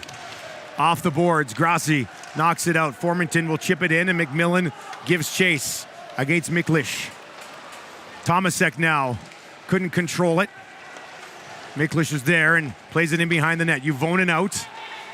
Dumps it off. but they turn it over. Horak battling there against Prasi. Crowd getting behind Ambri, and now a penalty against the captain of Ambri-Piotta. Did close his hand on the puck? Is that what the official's saying here? He made a hand motion. That's what it looked to be. Wow. That'll be remarkable. 2 minutes for delaying the game, covering the puck, you can find a hand. Incredible. Wow. Grassi was in the corner down on his knees. He tried to move that to his defenseman. We'll get a look at it here. He falls down on it. It's underneath him. We might not be able to see his hand on the puck. You definitely can't close your hand here. This might be a better look. He goes down, finds that puck. Oh, definitely. Oh, yeah. What is he thinking? That was... You cannot pick it up and throw it. There's no question that is a penalty. That is a mental breakdown from your captain, who longtime veteran. He's got to realize you can't do that. Yikes. So he gifts Prague a power play, looking for an equalizer. Past the midway point of the third. Thorell down into the corner, up top to Kempny. Kempny waits, has Repik on the far side.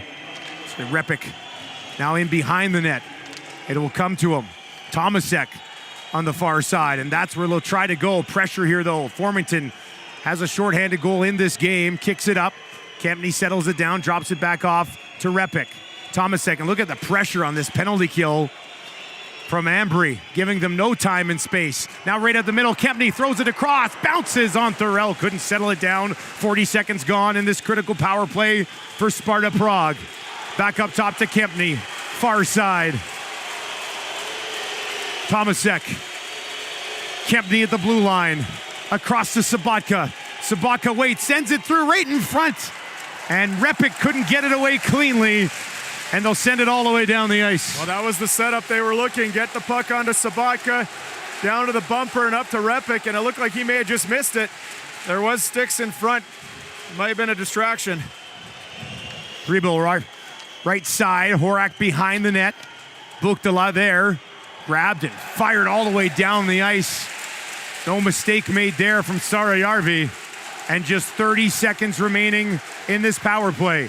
Quiet day for this man. Pribble gets to center ice. And now another chance to clear, and Schlappick takes care of business. Excellent penalty kill from the Swiss club. Yeah, real nice back pressure from Schlappick there. Force an untimely pass and then make sure he turns and gets it all the way down the ice. Horak bats it in behind the net. Neubuehler's going to pick it up, and he's got some room to skate, and he can wheel in over the blue line. Neubuehler walking in, throws it across. Kovacs kicks it out.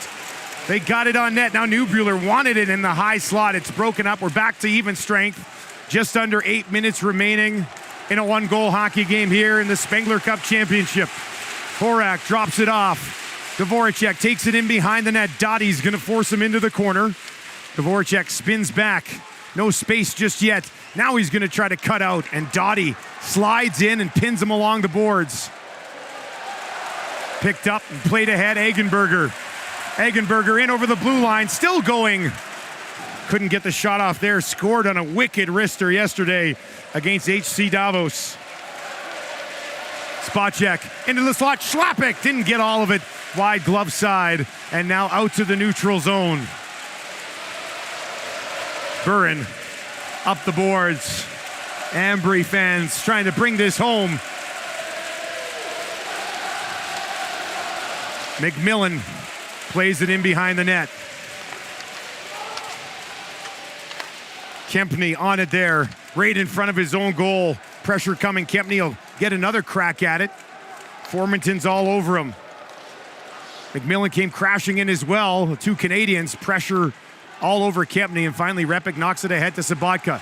Sabatka pressured by Sarajärvi. Now the defenseman has to hustle back. Foreman walks in, cuts to the middle, and the puck will be grabbed by Sverger, and he will get it to the blue line, and now out and up the left side for Pistoni. Pistoni walking in, kicked away by the right foot of Kovacs on the opportunity from Inti Pistoni.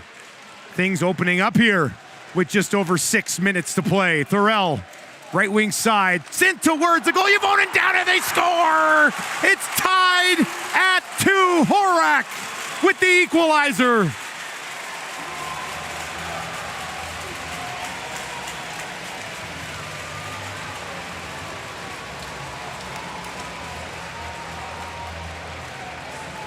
Well, Roman Horak goes hard to the net down the left side.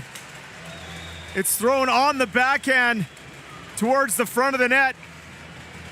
Thorell just fires it. He knows he's got numbers there. You can see Tim Heed, number 72, loses his man.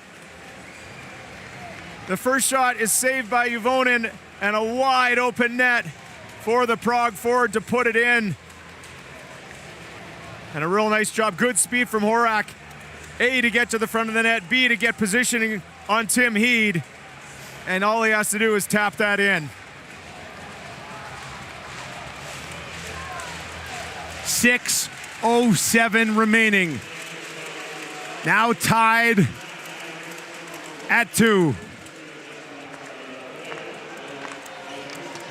Nubuehler. Neutral zone. Couldn't control. Dottie drops it off and now played back out through the neutral zone and brought back in on the attack quickly here. Working their way in and poked away. Dottie came over to stop Fatouche, who had a head of steam trying to head towards the net. Now played ahead. Nubuehler into the zone, falls, and a 2-on-1 the other way. Foreman walking in, he keeps it, stopped by Juvonen. Puck just laying there. A bad change led to a 2-on-1, and Juvonen comes up huge. Well, I'm not too sure why the Ambri defender went right there. The puck did not get in deep. It was still at the blue line. Yikes. Sorry, Yarvi. Looking for Formanton, doesn't work. And an icing call against Ambri-Piotta. Well, Foreman walks in here on the off wing. Doesn't quite get it as far to the left side as he'd like to. Juvonen with the blocker save. It goes up into the air. Luckily turned aside, and legs are starting to cramp. Bodies are starting to tire. And now you got to draw on anything you can with 5:09 left in a tie game. Sabatka out here on the draw against the captain of Ambri, Drossi. Sabatka wins it. Moravchik along the boards to Thorell. Sabatka parked in front. Thorell take it in behind the net. Leaves it there. Tomek plays it around. Formington takes a couple of looks and will move it ahead. Rossi couldn't do anything with it. Moravchik knocks it back in behind the goal. Sarajärvi there to pick it up.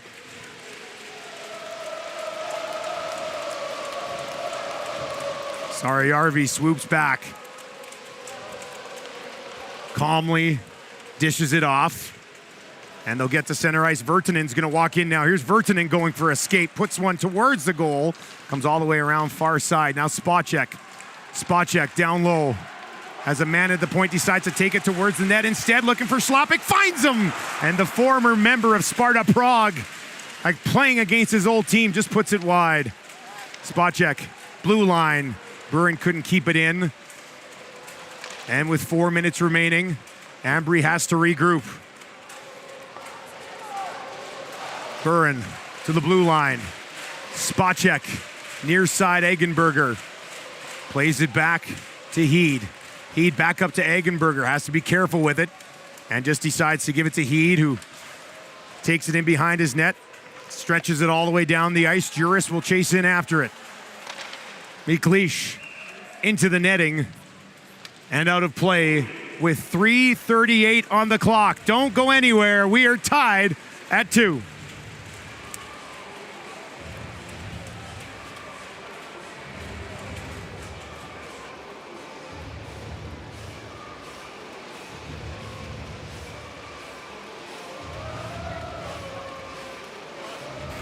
Now we'll see. It's going to be tight.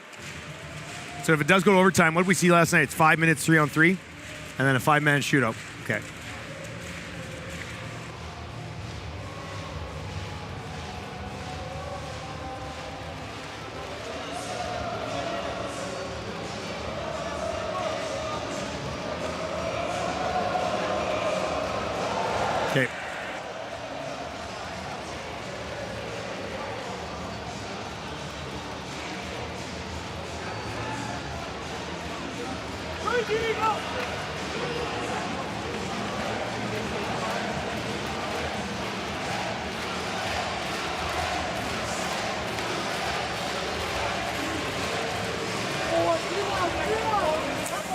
Well, settle in. Early morning back in Canada, not a bad way to start your day. Tied at 2, less than 4 minutes to play between Prague and Ambri-Piotta. Well, it's been a wonderful game so far. The latest goal coming off the stick of Roman Horak for Sparta Prague to tie this up at 2, and a crucial face-off for Ambri-Piotta in the offensive zone here.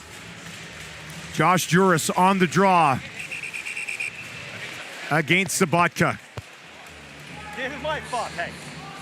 Let's go, guys. It's amazing to see the overload to the front of the net. 7 skaters in front of the net. I should the front. Here first, easy. They'll do it again. Juris trying to knock it back.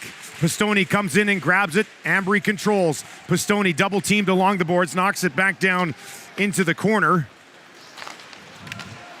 And now Pistoni plays it back down low again. Juris working down low.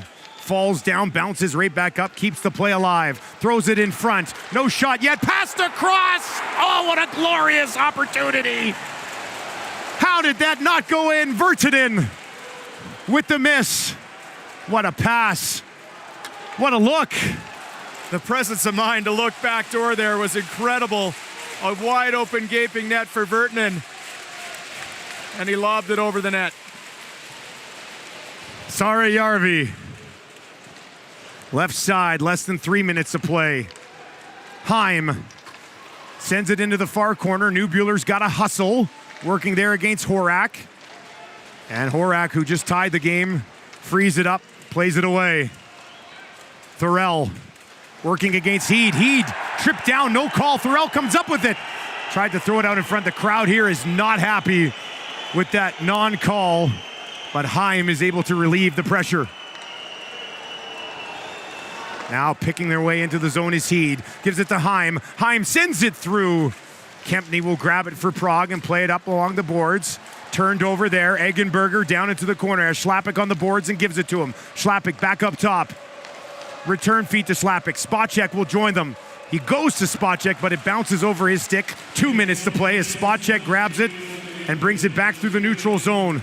Watch closely there by Konechny. Now they bump into each other as the puck is played back in behind the Ambri goal.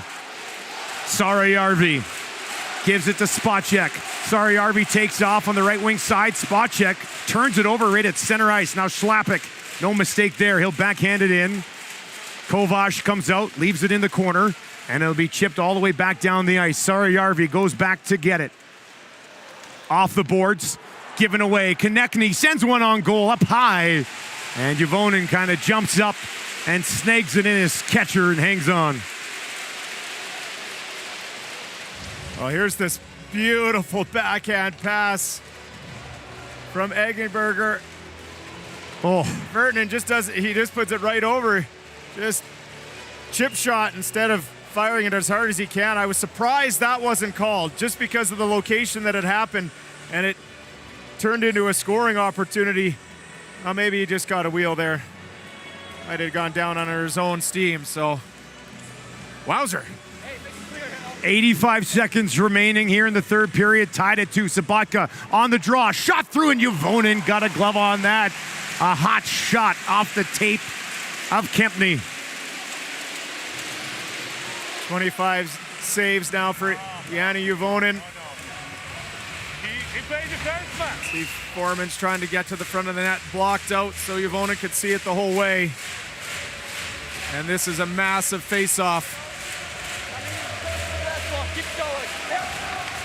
Sabatka working there. Can't come up with it. Juris gets the win this time. Kempny overskates it.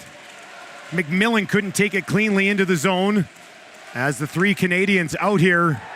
And McMillan tripped down, no call. Whistles officially tucked in the pockets. Sabatka with Repik up to his right. Brings it in over the blue line. Drops it off just inside the zone, knocked ahead. And now following up Newbuehler, a nice feed across to Formington. Up top, backhander, Kovac stops it. Virtanen again joined the rush. Final minute of play here in regulation, tied at 2 apiece. Repic for Prague through the neutral zone. Chips it down into the corner. Sarajärvi first on it there for Ambri. And now he's away to the races. Has to be careful. Chips it ahead all the way down the ice. And that was blown down so loud in here you could barely hear the whistle with 27.4 seconds on the clock. Well, Jesse Virtanen is going to be wondering what it's going to take to get one past. Yeah, and Kovac. His backhand just hits the upper arm of the Prague netminder on a nice setup from Alex Formenton. 27 seconds left here. Face off deep in Ambri territory. Overtime looms. Face off 1 and out to the neutral zone. Yandis has to reset. Knocked away. Center ice. Bergler couldn't get a stick on it. Now it'll be played down the left wing side. Heim giving chase. No icing as he gets in there just ahead of the defenseman. Now Heim, side of the goal, has it stripped away. 5 seconds left. And the Spengler Cup final will need overtime. 60 minutes, not enough. An excellent finish, guaranteed on the way here in Davos, Switzerland. Ambri, Prague, tied at 2 after 60.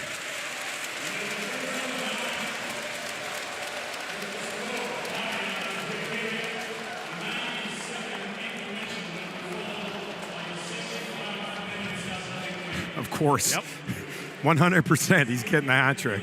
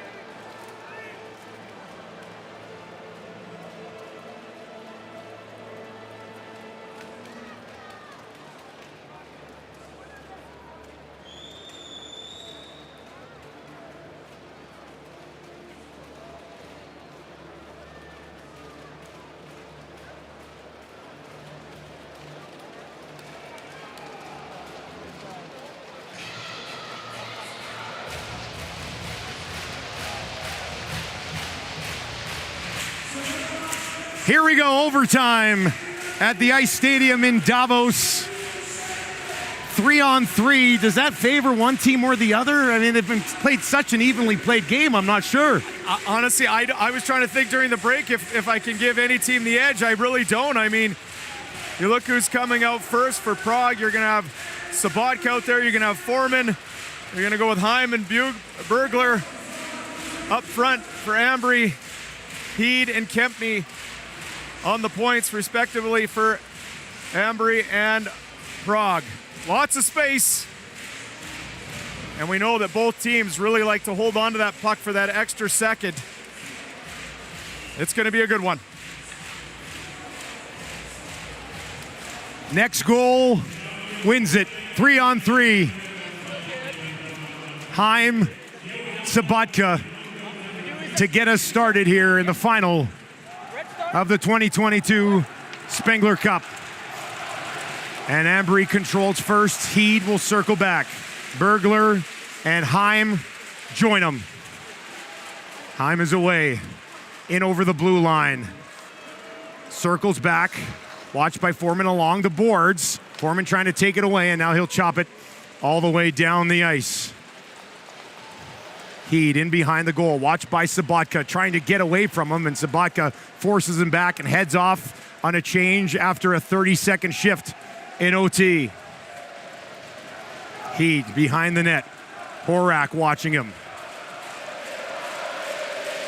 We'll drop it off to Schlappick. Schlappick and Spacek. This could be fun. Spacek through the neutral zone with a head of steam. In over the blue line. Drops it off to Schlappick. Now in the corner. Tomasek comes in, trying to knock it loose. Puck rolls towards the goal and will be knocked in behind the net. Moravchik. In over the blue line. Slowly waiting for help. Finds it. Tomasek with a shot. Juvonen got just enough. And it bounces into the corner. Horak plays it back up. Tomasek wants to reset. Has one of the 2 goals here for Prague so far in the game. Both teams getting a change in. Thorell leaves it for Yandis, who circles back around in behind his own net. Repik is out and up ice to the right. They'll use the left side. Brought into the zone. Thorell on the backhand, forced wide by Saarajärvi. Moves very well back there on that blue line. Now Thorell up top to Yandis. Yandis down along the wing into the corner. Watched by Formington. Yandis waits now. Quick change. Sabatka off the bench on the backhand, throws it across, picked off, and now away to the races the other way. Formington to win the Spengler Cup, walking in, and he misses. Kovacs got a piece. Formington with the stage set for a hat trick. Can't bury it. What a save from Jan Kovacs, as it's just thrown ahead to Formington to skate onto his head up. He's trying to go high, blocker. Kovacs doesn't give an inch, and a huge save in overtime to deny that man right there. Second time he stopped him in all alone. Also, Formington beat him twice today, once on a breakaway. Josh Juris on the draw, almost halfway through overtime. A shootout would be next. Kempney in behind the goal. Moves it ahead. Broken up in the neutral zone. Neubuehler out there with Josh Juris. Neubuehler drops it off, and they'll take it in behind the net. Brought away by Heed. Leaves it. Neubuehler with speed in over the blue line. Neubuehler drives wide, takes it in behind the goal, all the way around the zone, back up to the blue line. Still circling. Now he'll turn it back. Juris will pick it up. Josh Juris along the goal line. Forced back into the corner. Now Virtanen stripped. Tomasek will come the other way for Prague. Juris on the back check. Tomasek drives towards the goal! Jovonen's down out of his net, but the puck bounces in behind the goal. It was that close. What was Schlappick doing? He just let him walk right in. That was unbelievable. Now here's Schlappick. A race for the puck. Horak beats him to it. And Horak will turn it back in behind his own goal. Just over a minute and 20 remaining here in overtime. Thorell in over the blue line. Stops, tried to drop it off for Horak. It's into the corner. Closed off quickly. But keeping control. Now an opportunity. Thorell throws it out in front. That's poked loose. And Ambry back the other way. Tossed ahead. Spot check walking in. Stopped by Kovacs. Got a glove on it. And now he wants to play it ahead the other way. And the whistle will go. Jakub Kovacs, 2 breakaway stops in overtime. This one the best. Well, right before that, it was Tomasek. Watch number 14, White. He just lets him walk right around. And that puck bounced up and just went wide. A huge save from Juvonen. Very, very fortunate. Almost looked like he trickled down his back. Let's watch the replay as this comes up here. It hits his jersey and comes along the goal line. Unbelievable. And then back the other way, the second breakaway. And that goes right into the catcher's glove of Kovacs. But that replay on Juvonen is wow, how did that stay out? It was in behind him and hit his jersey and came across the line and was out on the other side. Remarkable. 45 seconds remaining in overtime. Foreman's going to go for a skate, working on Saarajärvi. Foreman down into the corner. Kempney waiting for it, and he'll give it to him. Kempney up towards the blue line. Leaves it there for Sabatka. Pokes it into the corner. Sabatka stripped by Bergler. Re-engages in the battle. 25 seconds left in overtime. Kempney turns. Back to Sabatka as they circle around just inside the blue line. Now Sabatka finds a little bit of room. Sabatka walking in, shot through, and Juvonen down. Got a pat on that. 12 seconds remaining in overtime. Foreman thought about it, gives it to Sabatka, but it bounces over his stick, and overtime solves nothing. As Sara Järvi gets to the blue line, sends one in just wide. And we will go to a shootout for the second time in the last 3 Spengler Cups to determine a champion. Well, both teams had their chances. I mean, you could look at that last 5 minutes. Of course, the 2 best opportunities come off the stick of Ambri-Piotta. The 2 breakaways, Formanton, and then after that, Spacek and Kovac that you see right there stood tall on both. But then the other one, Tomasek driving wide. We still can't figure out how the laws of physics kept that puck out, but it somehow did. It was behind him and like caught on the back of his jersey. Maybe his pants up inside the jersey, sort of trapping it. But the fact that it didn't bounce in off him, he's moving across the net was just, it was unbelievable. We saw the one replay from the camera in the corner. Yeah. And it just didn't look right where the puck ended up. And then, of course, it was the overhead that showed us the actual picture. And wow, incredible. For Ambri to get breakaways in overtime with the 2 guys, Spacek and Formanton, and to not be able to finish. Formanton just a piece for Kovac, and then the glove save on the other one. And now the Spengler Cup will come down to a shootout, 5-man shootout. And then after 5, and we saw this in 2018, I think that one went 8 rounds deep before Calpacupio ended up beating Canada. After 5 shooters, you can use the same guy again and again and again. Not sure we'll get there, but there's no shortage of options here for both coaches. No, you're exactly right.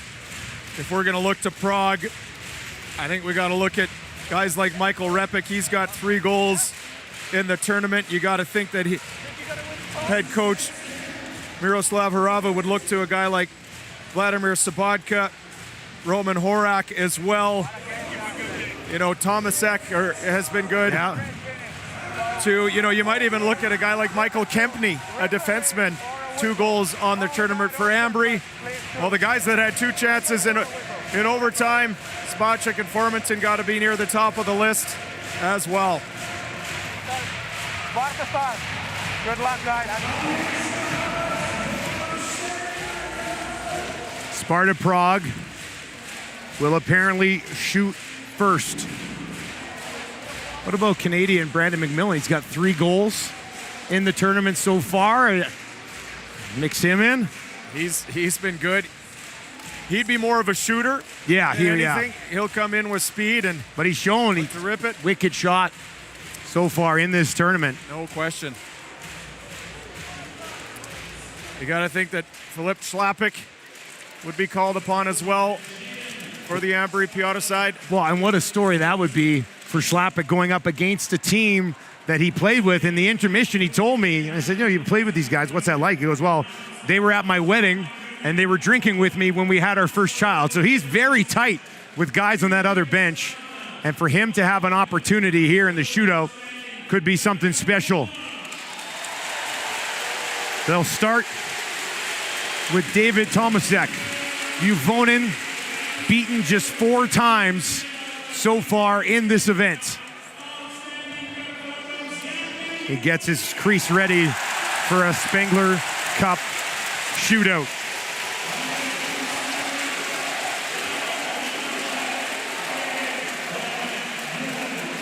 I've only called this tournament 3 years.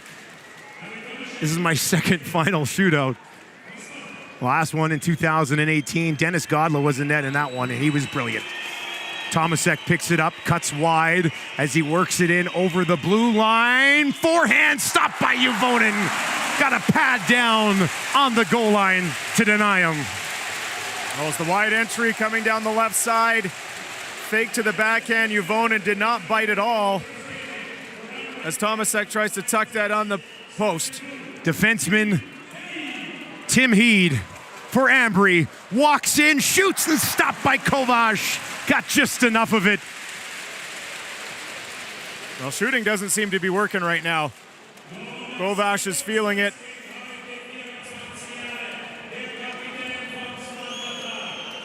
Michael Repik up next for Prague. Picks it up at center ice, cuts wide as well. Repik with speed, walks in, stopped by Juvonen. Got a glove on it to stymie him here in the shootout. Almost the same move as Tomasek, but this time Repik gets it up, and what a save! Look at that! Incredible effort from Juvonen. Dario Bergler picks it up, picks his way into the zone, forehand, and he scores! Ambri goes on top, 1-0. Tremendous patience as we see the president cheering on his club, just waiting an extra second to get it past the outstretched pad. Daniel Pribble will look to solve Juvonen now. Walks in right down the middle with a shot, and it's wide. Juvonen 3 for 3. 5-man shootout. An early jump off the bench from the one Ambri player. And now he'll head back over. That was Sverger, who is so excited. Dominic Sverger jumped off the bench, threw his stick, thinking that it was over. Everyone else is, where are you going? He wants it. He wants it that bad. Formington scored both of the goals in this game for Ambri. Looking to push Prague to the brink. Picks it up and cuts wide. Formington back into the slot with a shot off the bar. Had him beat. Hit the post. Oh, that was quite the wrist shot. Quick hands from Formington. Has the goalie beat, but not the crossbar. Roman Horak, former Calgary Flame and Edmonton Oiler, picks it up at center. He's just going to attack right down the middle, and he lost the handle on it. Juvonen stops him again. And an opportunity for Slapik against his former club to put the final dagger in a team that he played for last season. Philip Slapik, to be a Spengler Cup hero, picks it up, walks in with the shot off the post again.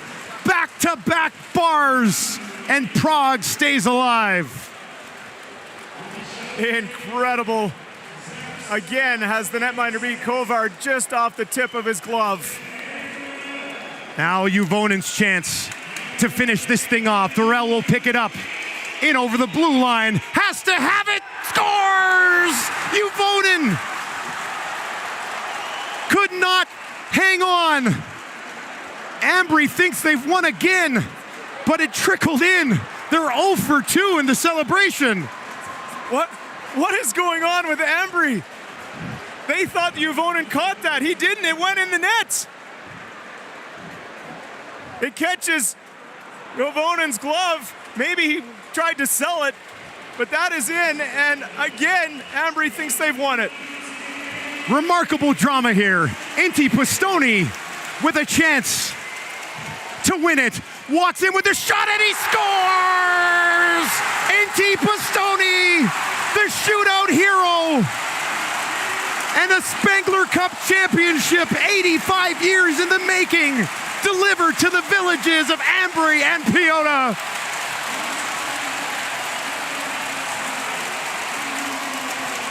Well, third celebration, lucky for Ambri-Piotta. I don't think I've ever seen that. 2 times players come off the bench as a full celebration, and it's Inti Pistoni who finally buries the winner, and the celebration is on for Ambri-Piotta in the biggest victory in their team's history.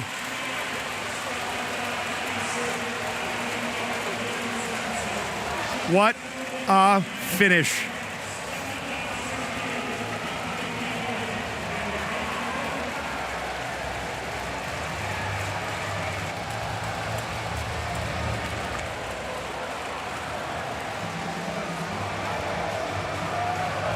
Well, Dustin, Ambri was definitely terrific all tournament long.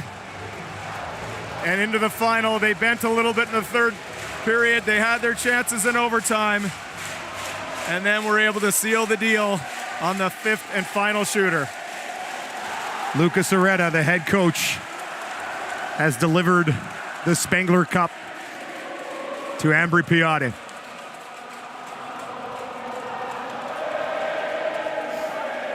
One you'll never forget. Absolutely terrific.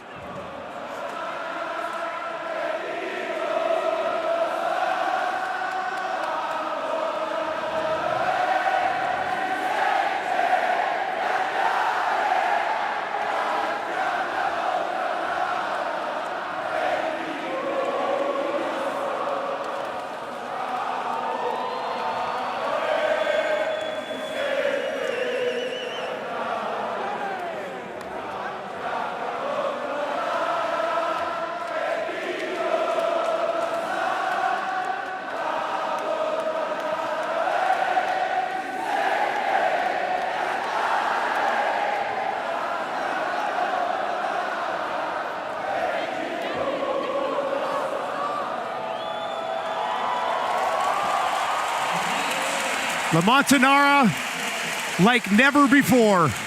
Ambri-Piotta, a 3-2 Spengler Cup championship.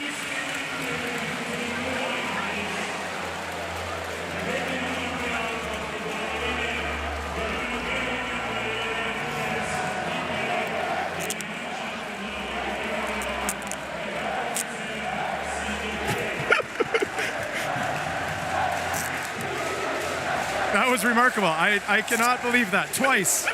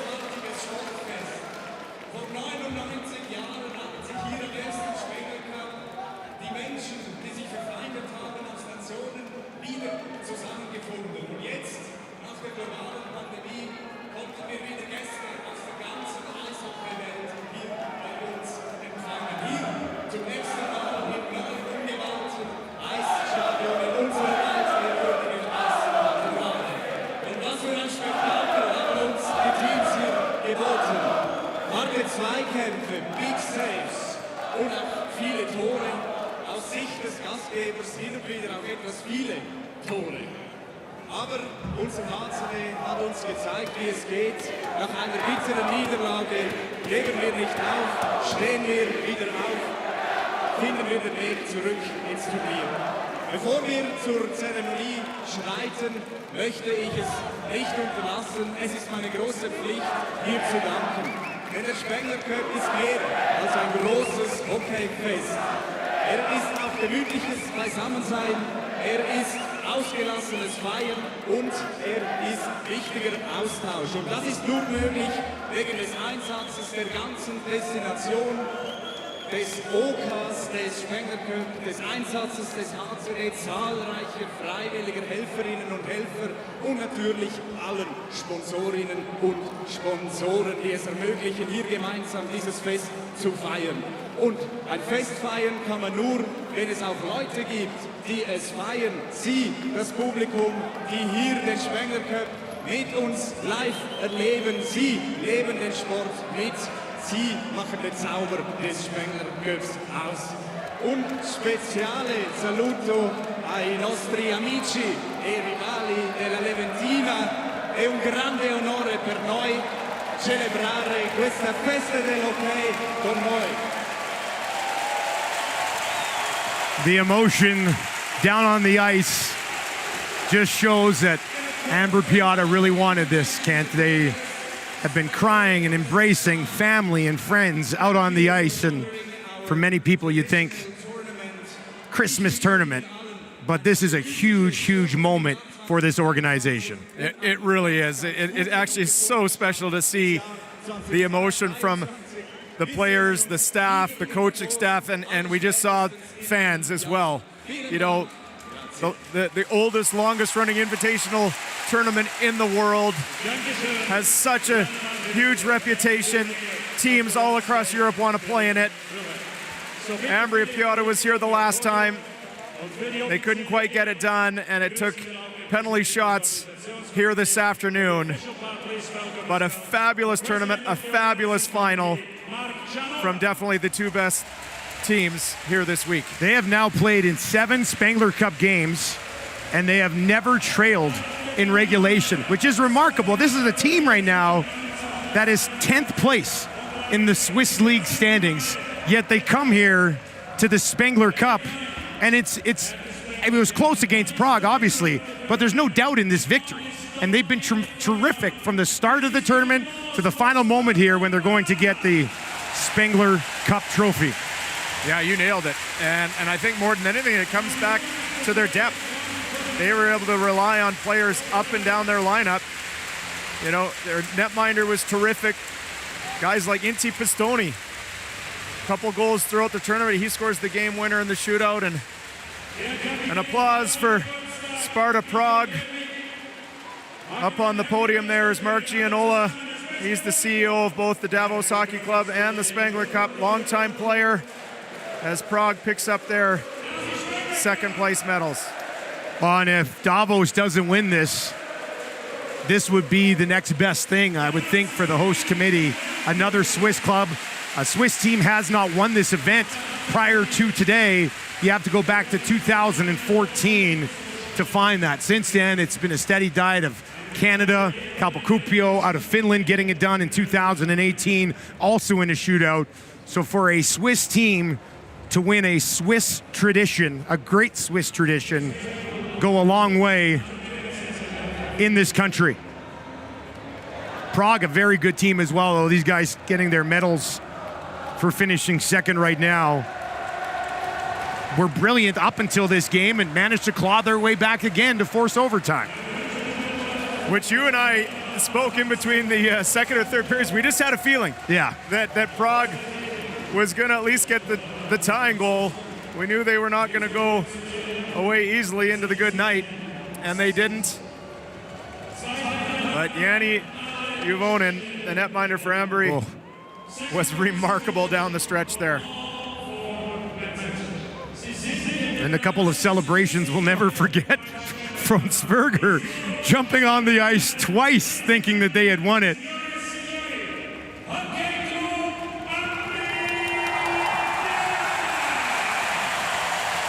That's Bastoni, your shootout hero. Very good in this tournament from start to finish. You see the family of the players and just as passionate as fan base as you will find anywhere in hockey. Well, they have really added to the atmosphere of this tournament. It's already incredible without them, but you bring their fans and pure joy and passion. Having them here at the last couple of Spengler Cups, and of course, due to the pandemic, this is the first time we've had the Spengler Cup since the winter of 2019, but I can't imagine a Spengler Cup without this team and without their fan base moving forward. Well, with this victory, they're guaranteed to be invited back next year, and you got to think that the organizing committee will have them high at their invitee list moving forward. So as the Ambri-Piotta players are getting their medals, they're carrying on down the Sparta Prague blue line, shaking hands, congratulating Prague on a well-fought victory. The last time Prague was here, 2004, lost in the final that year as well. And you have to go back to 1962 and then again in 1963 to find the last Prague Spengler Cup championship. The captain, Grassi, who took that penalty late in the third, picking up the puck and throwing it, managed to get away with it in the end. Thanks to that man, Bastoni, who finished things off after a couple of crossbars in the shootout. Started to wonder if they were ever going to finish it off. Crossbar from Formanton, crossbar from Shalapik.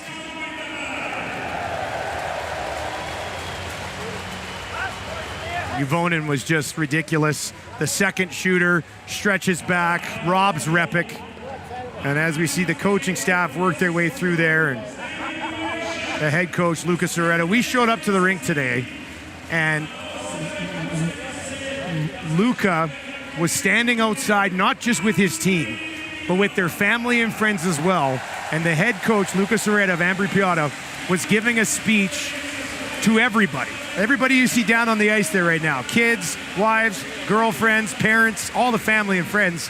And we walked up and said, what's going on here? And he was just telling everybody that we want to deliver this to you. It was a rather remarkable moment. It was fabulous. The players were all in their workout gear, ready to go, warming up, and he had everyone in a semicircle. He thanked the family for all being there, for their support, and he said, we are going to do everything we can to bring this title home to you.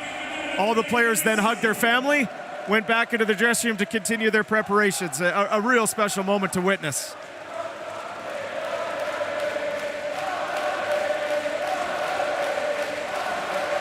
Well, it didn't take long to get the Ambri-Piotta plaque on the Spengler Cup there.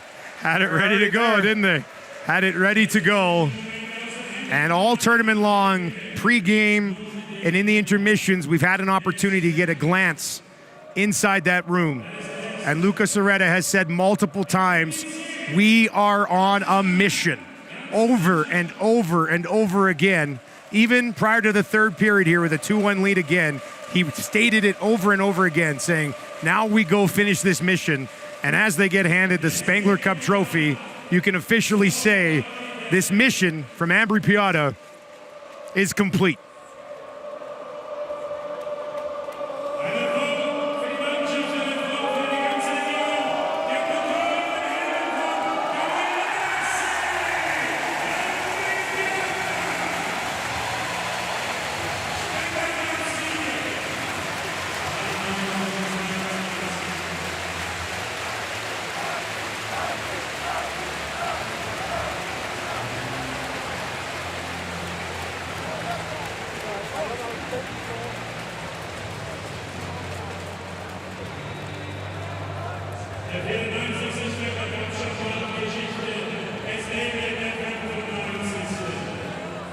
Nächstes Jahr, 26. Dezember, am Nachmittag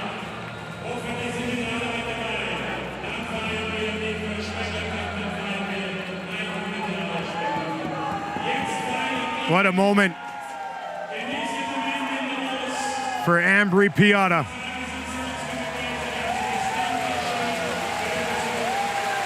Cinderella's story gets its fairy tale ending as Ambri-Piotta wins the 2022 Spengler Cup.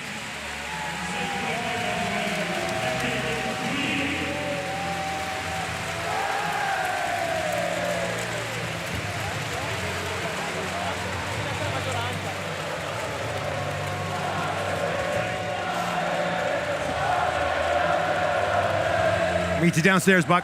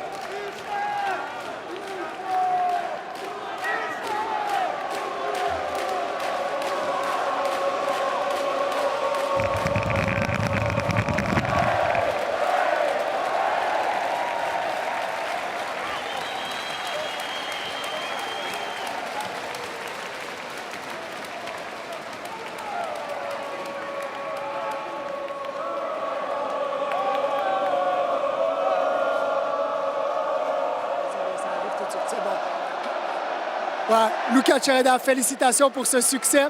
Qu'est-ce que ça représente pour vous, cette victoire? Moi, c'était un des objectifs qu'on avait cette saison. On voulait bien faire à la Spengler et je pense que maintenant, les émotions que j'ai dans moi, c'est que je suis très content pour les joueurs, je suis très content pour le staff, je suis très content pour le club en général parce que je pense que à Ambri, tu ne gagnes pas souvent. Donc le fait de gagner quelque chose, c'est un premier pas dans la bonne direction. On sent que c'est symbolique, cette victoire pour vous ici. On a vu les larmes de Paulo Duca. Vous-même, on vous sent très ému. C'est très, très fort, ce lien. Oui, je pense qu'on s'avait dit que là, ça fait 6 ans qu'on travaille ensemble. Ça fait 6 ans qu'on lutte, disons, chaque jour. Et on voulait aller chercher quelque chose avec l'équipe, avec le club en général. Et ouais, là, maintenant, on est très, très content pour ça. Une question sur le match, sur cette finale. Vous avez livré un très bon match, mais il y a eu énormément de tension. Comment vous l'avez vécu, vous? Ouais, moi je pense que c'était un match très équilibré. Sparta, c'est aussi une très bonne équipe. À la fin, c'est peut-être le destin qui nous a donné cette victoire et on y croyait. Je pense que ça fait la différence. Votre médaille, vous l'avez reçue? Non, vous n'avez pas reçu de médaille? Pas encore, mais vous savez déjà où vous allez la mettre. Elle aura une place particulière. Ben, on va la laisser à la maison. Je pense qu'avant le match, on a dit à nos familles que ce n'est pas toujours facile d'être partie d'une famille de hockey et qu'on était là aussi grâce à eux. Donc ça, c'est le plus grand souvenir de se rappeler de ces émotions dans le cœur avec les familles qu'on était ici. Ce n'est pas la médaille, disons, que ça va nous rappeler ça, mais c'est vraiment les émotions qu'on a vécues dans le cœur. Merci beaucoup, Luca Cereda. Merci à toi. Bravo, c'est un plaisir. Félicitations.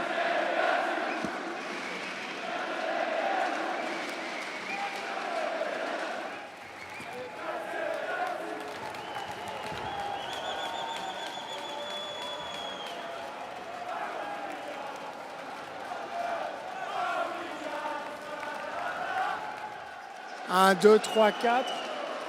C'est bon? Johnny Knobüller, félicitations pour cette victoire à la Coupe Spengler. Qu'est-ce que ça représente pour vous, ce succès?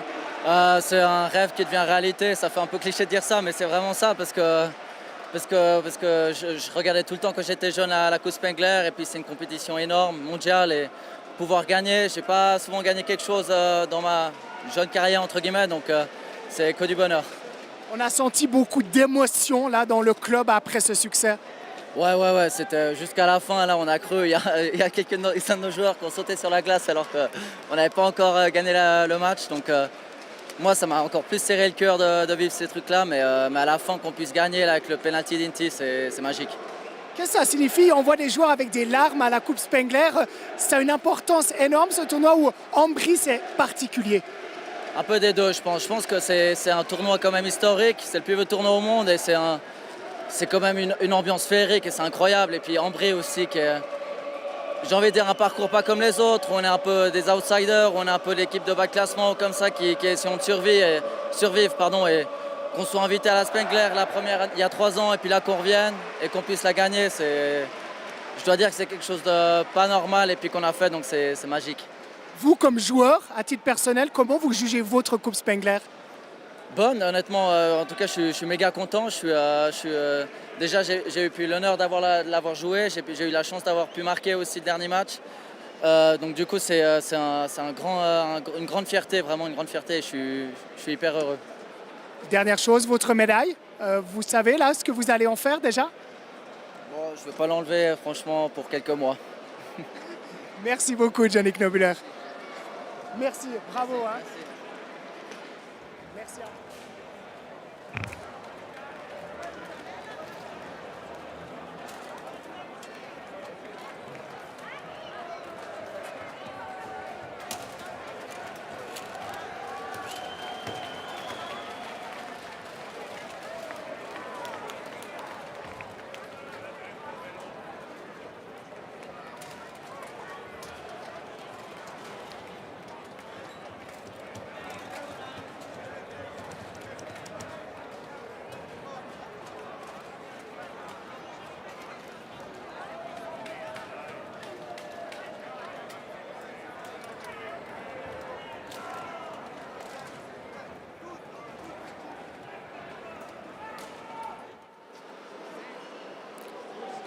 1, 2, 3, 4.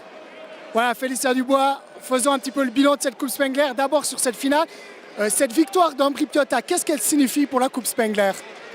Beaucoup de positifs. Je pense qu'on a vu déjà sur tout le tournoi qu'est-ce qu'Ambri-Piotta a amené à ce tournoi et vraiment qu'il puisse finir avec la victoire, c'est la cerise sur le gâteau. Et selon moi, seulement du positif, c'est dur à décrire, mais c'est vrai que ça a créé un engouement et ça laisse de superbes images. Les gens qui étaient présents aujourd'hui à la patinoire, ils vont rentrer avec d'excellents souvenirs. Je pense que les images qui sont diffusées dans tout le pays à l'étranger, c'est vraiment de la bonne publicité aussi pour le tournoi lui-même et pour le HC Davos, évidemment aussi. Ce tournoi, justement, absent pendant 2 ans à cause du Covid, qui est revenu, quel bilan on doit en tirer? Le bilan, je pense qu'il est positif. Comme tout tournoi, il y a des hauts, il y a des bas, il y a des choses qui étaient peut-être un petit peu moins bonnes. Je pense qu'on peut parler là. S'il y avait quelque chose de négatif, c'était un peu les résultats du Team Canada. 3 matchs, 3 défaites, ils n'ont pas vraiment laissé une bonne impression. Par contre, les dernières images qui nous restent, l'impression c'est vraiment positif, cette superbe finale. Donc un tournoi qui a amené beaucoup de beaux jeux, beaucoup de belles situations de hockey sur glace, aussi une vraie fête du hockey comme cela doit être à la Coupe Spengler. Donc ce point de vue-là, je pense qu'il en reste beaucoup de positifs. Merci beaucoup, Félicien Dubois. Parfait. Non, c'est bon, on coupe ça.